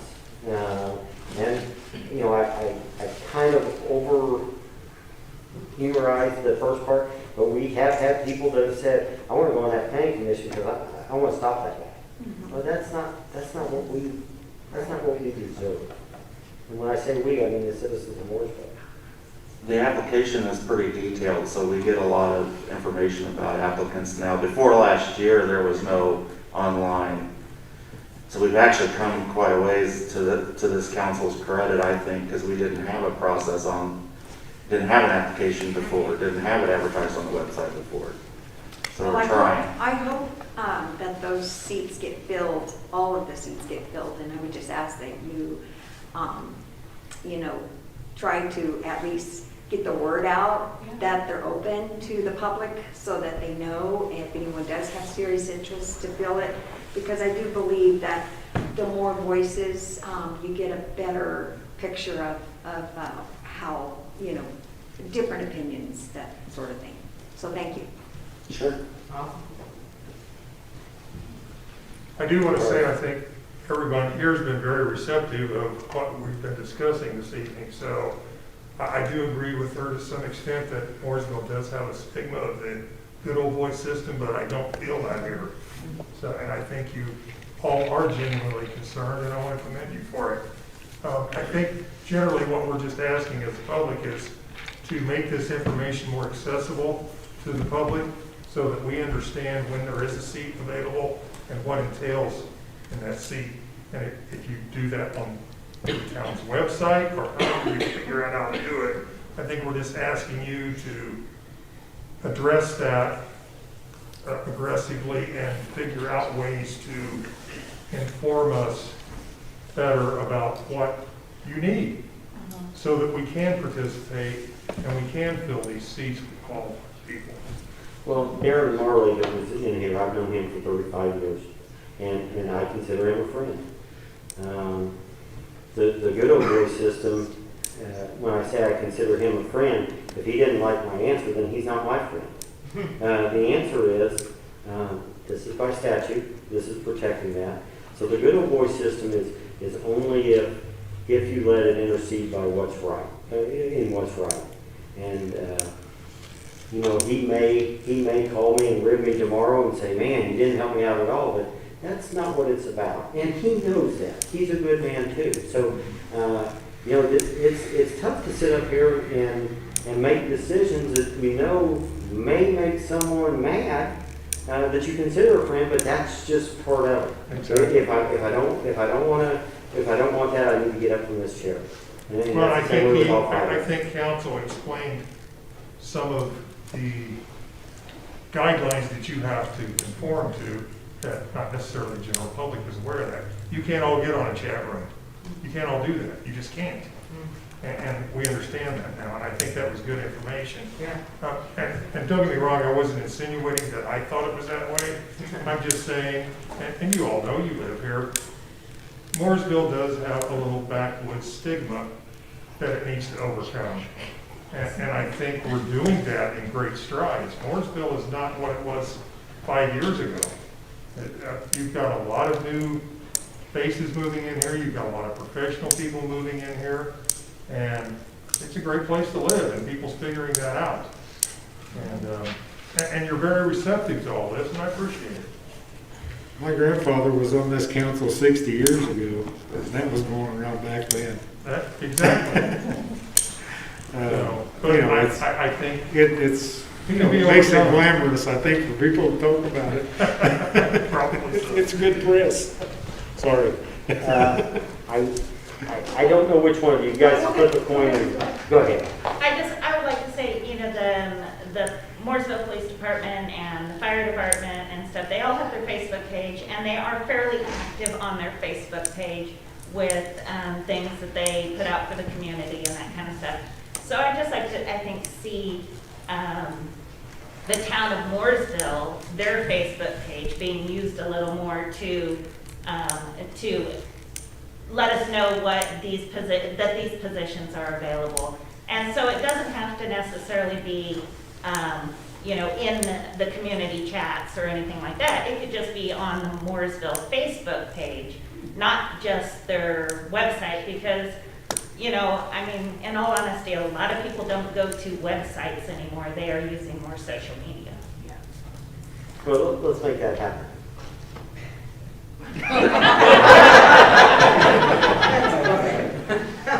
Poor Diane. Back to the sewer question that came up. I want to commend the board. You all know my standing on the sewer bills. So whatever, I was not going to speak because of the way you handled it. Because I would not want the businesses to get priority over, so whatever you would not do for the homeowners, I was glad to see that you wouldn't do, and I commend them for buying the property. It was a sore, it needed to be, and I'm glad that they're doing it. But at the same time, I'm glad to see that the board would not do whatever they're not willing to do for the homeowner. Do you see what I'm saying? So like, for me, I commend you for making the right choice. And then again, for the requirements for those positions, I think they should be rigorous. If my 13-year-old is required to have 3 references and this and this and this to Yes. serve in the children's ministry in the church, That's right. I think we should be required to hire. And then this way we can't complain about the higher-ups. Let's fill up local positions with people that are outstanding. In the same way that this meeting is recorded and streamed and put on YouTube, is there a way to ensure that all other town board meetings are also streamed and recorded and uploaded? In some capacity. even if it's So- not Hey, live. Shane, The example. the RDC's doing that, just to let you know. Yes. Yes, I see the RDC meeting on YouTube and I see this meeting always on Well, YouTube. We bought a new computer. The other one, I think it was old, and after the tornado, it didn't seem to, it was a problem all the time. So the council did buy a new computer. We're trying to update the technology. Sometimes presentations go on there so you can see them here in the room too, because you can't always see what we're looking at. Yeah. Mr. Crouch back there did a presentation up there that I've never seen anything like last at the planning commission meeting, and it was very informative. So I think there does need to be consistency. I've said, and I don't know if we can even do this, Attorney Lee, can we force other boards to meet? And so this is an example of when I say no a lot. Yeah. It's, once a board is created, the board makes up their own rules. And so the requirements are, as long as they are meeting the statutory requirement of the 48 hours public notice, and that the meeting is open to the public, that's all that we can require them to do. The council can make a recommendation, say, oh, boy, we would like this, we're giving you the equipment, but the boards themselves make up their own policies as to how they. I've said repeatedly that I think all town boards should meet here because it's accessible, there's plenty of seating, the recording equipment's here. But that's me as a citizen talking, you know. So the only way to get that done is to show up at the board meetings, I think, and demand it. I think during COVID-19 that definitely should be a higher consideration, and it would be super if the board could maybe remind other town boards to consider doing that.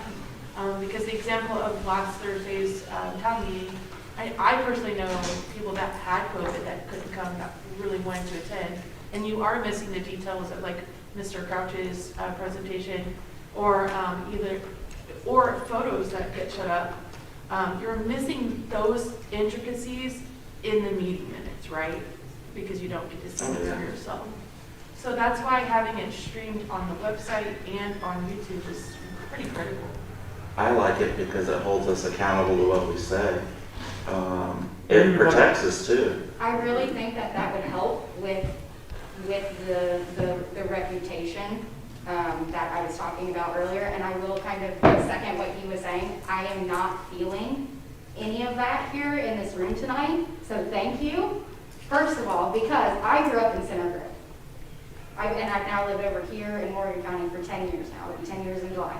And that is always what I've always been reminded about, and what people have always said about Mooresville is, you know, that whole mentality of, you know, the good old boys and, you know, everybody benefiting everybody else in the inner circle. And I am not feeling that here tonight. And I just want to commend all of you guys for not, you know, listening. Yeah, exactly. Thank you. Thank you for coming to work. So I just want to commend you guys. Thank you very much.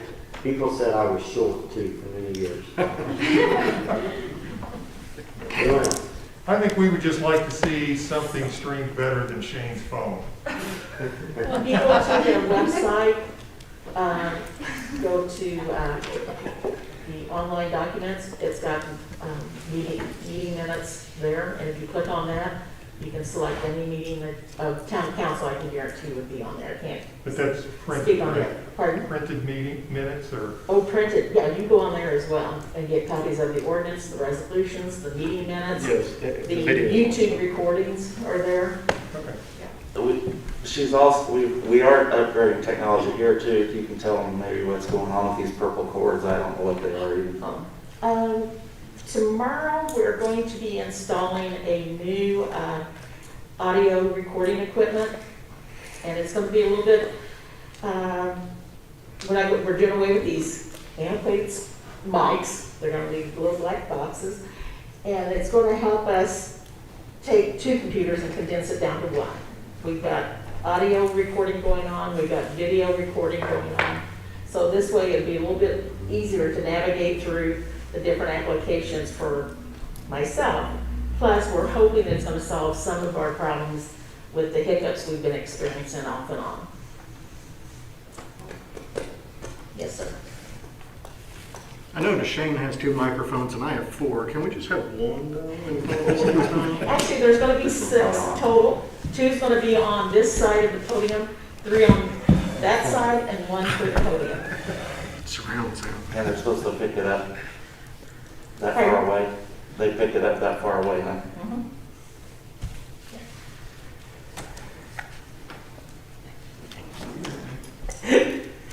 I have to giggle about one thing.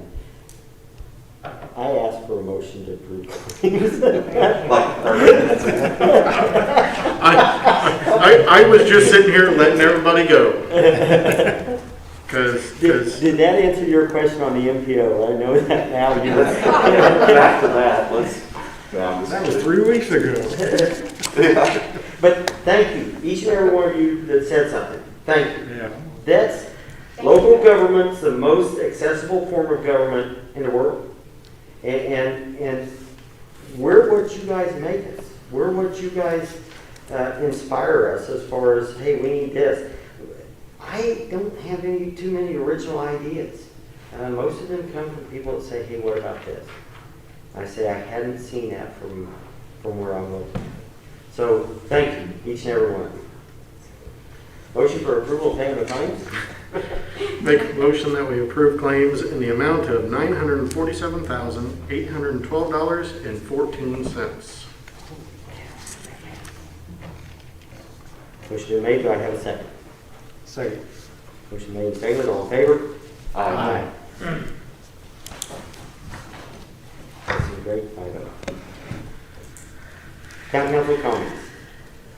I just have one real quick for the chief. When you work with the downtown businesses, make sure that on that permit, there's maybe a rain date for the following weekend or whatever they decide. That way, when we approve that date, we're not going to have a meeting before the next date. So if I'm looking at the calendar right, following weekend will be the 15th. Our next meeting's not until the 18th. So make sure they're covered when you talk to them. I appreciate it. That's it.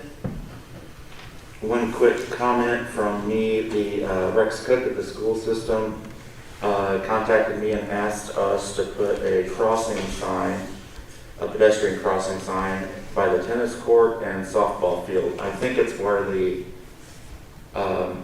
there's a walk, a painted walkway there, and there's no signs that point to, So I don't know if that's something that we can do, or if we have to have. If it's a crosswalk sign and it's already a painted thing, I think you guys are okay. You're not manipulating traffic flow at that time, so then you don't have any TCD issues. So. If it's not marked and they know where they want it, can we mark it and then put the sign up? It depends upon if it's going to impact traffic.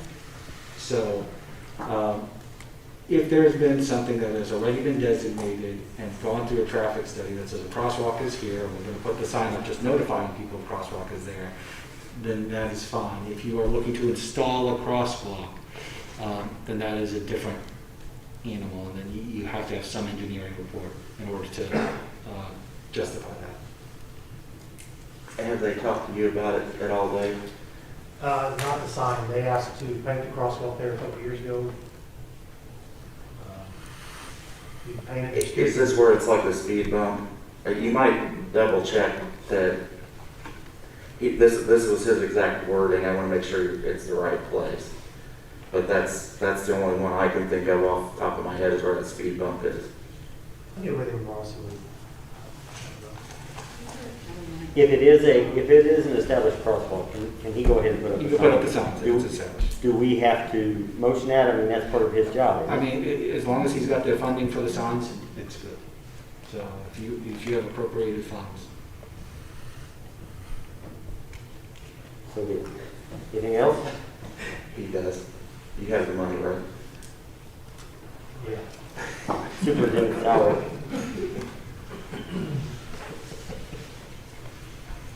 Greg?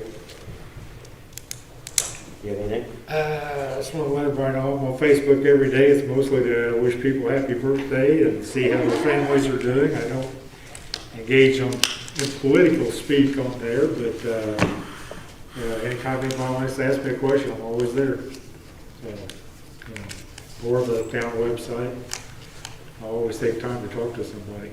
There was a couple of people that sent me a couple of emails on the town site, and I replied back to them, but for some reason it didn't deliver. So if you're in the audience, I'm sorry, but two people it didn't deliver to them. I don't know why, but.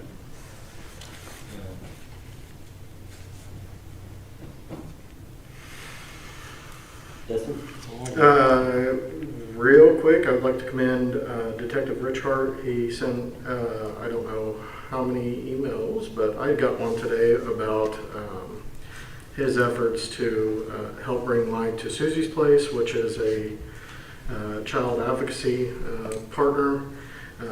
Just like everybody else, we've heard it from the audience, they do not have a pot of gold to reach into, and they're trying to collect funds, so I know I'm not supposed to. However, I've already mentioned the name, so before Attorney Lee slaps me in the back of the head, I'm going to end my comments. Thank you to Detective Richard. Traffic study funding.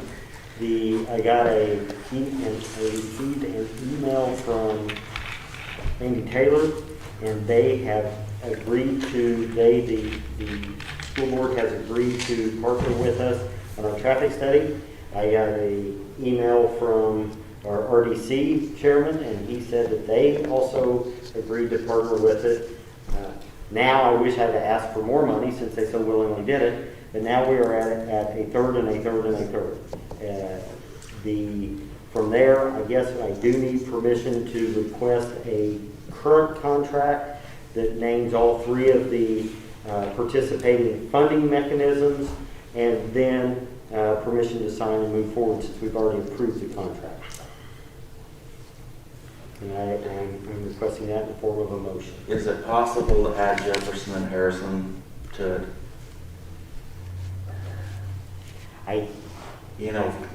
Church?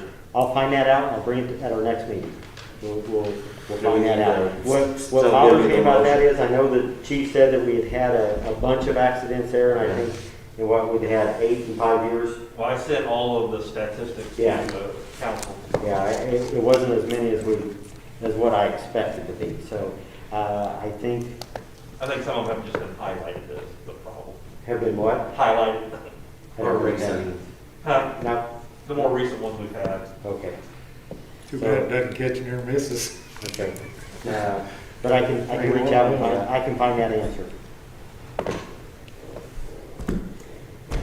Do you have the dollar amount? For what? The dollar amounts for the... I've got the proposal that they provided to the council, so I can just take that, divide that by 3, and then... Well, I need to be able to put, they need to be named in it. Right. So what I'll do is I'll have that amount that, the school court, redevelopment commission, and the town will each take a third of it, and I'll have a signature for each body. Okay. It was $26,400, and divided out, that was $8,800 a piece.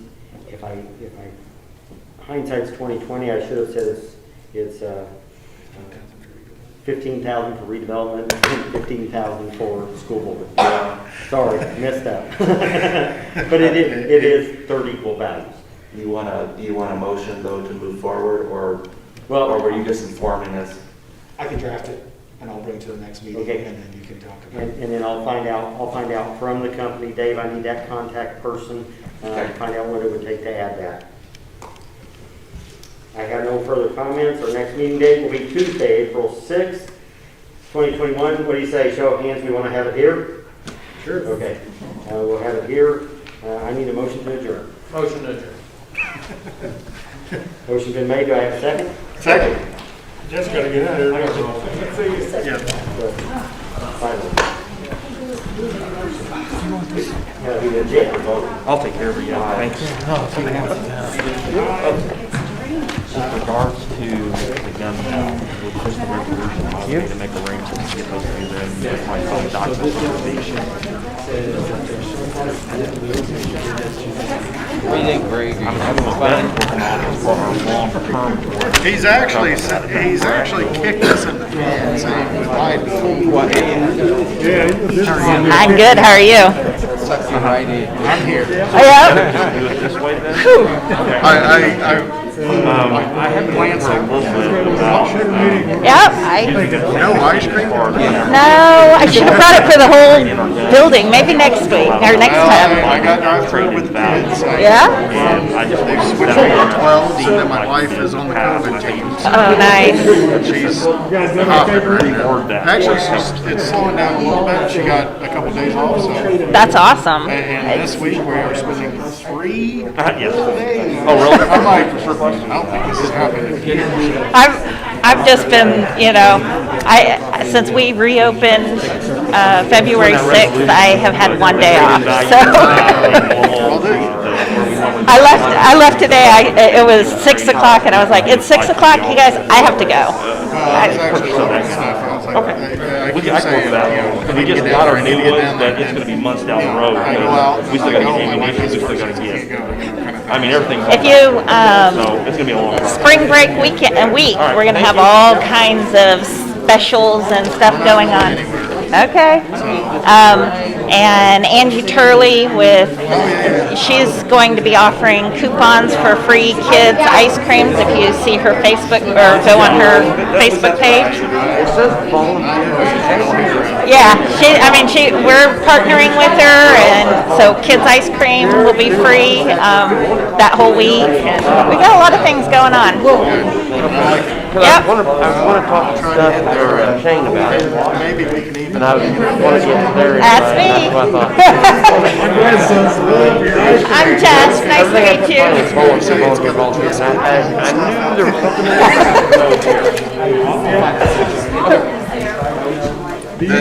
was something. We sure do. Yep. Never mind, I lied. And then I'll start working with Yeah. My wife is working.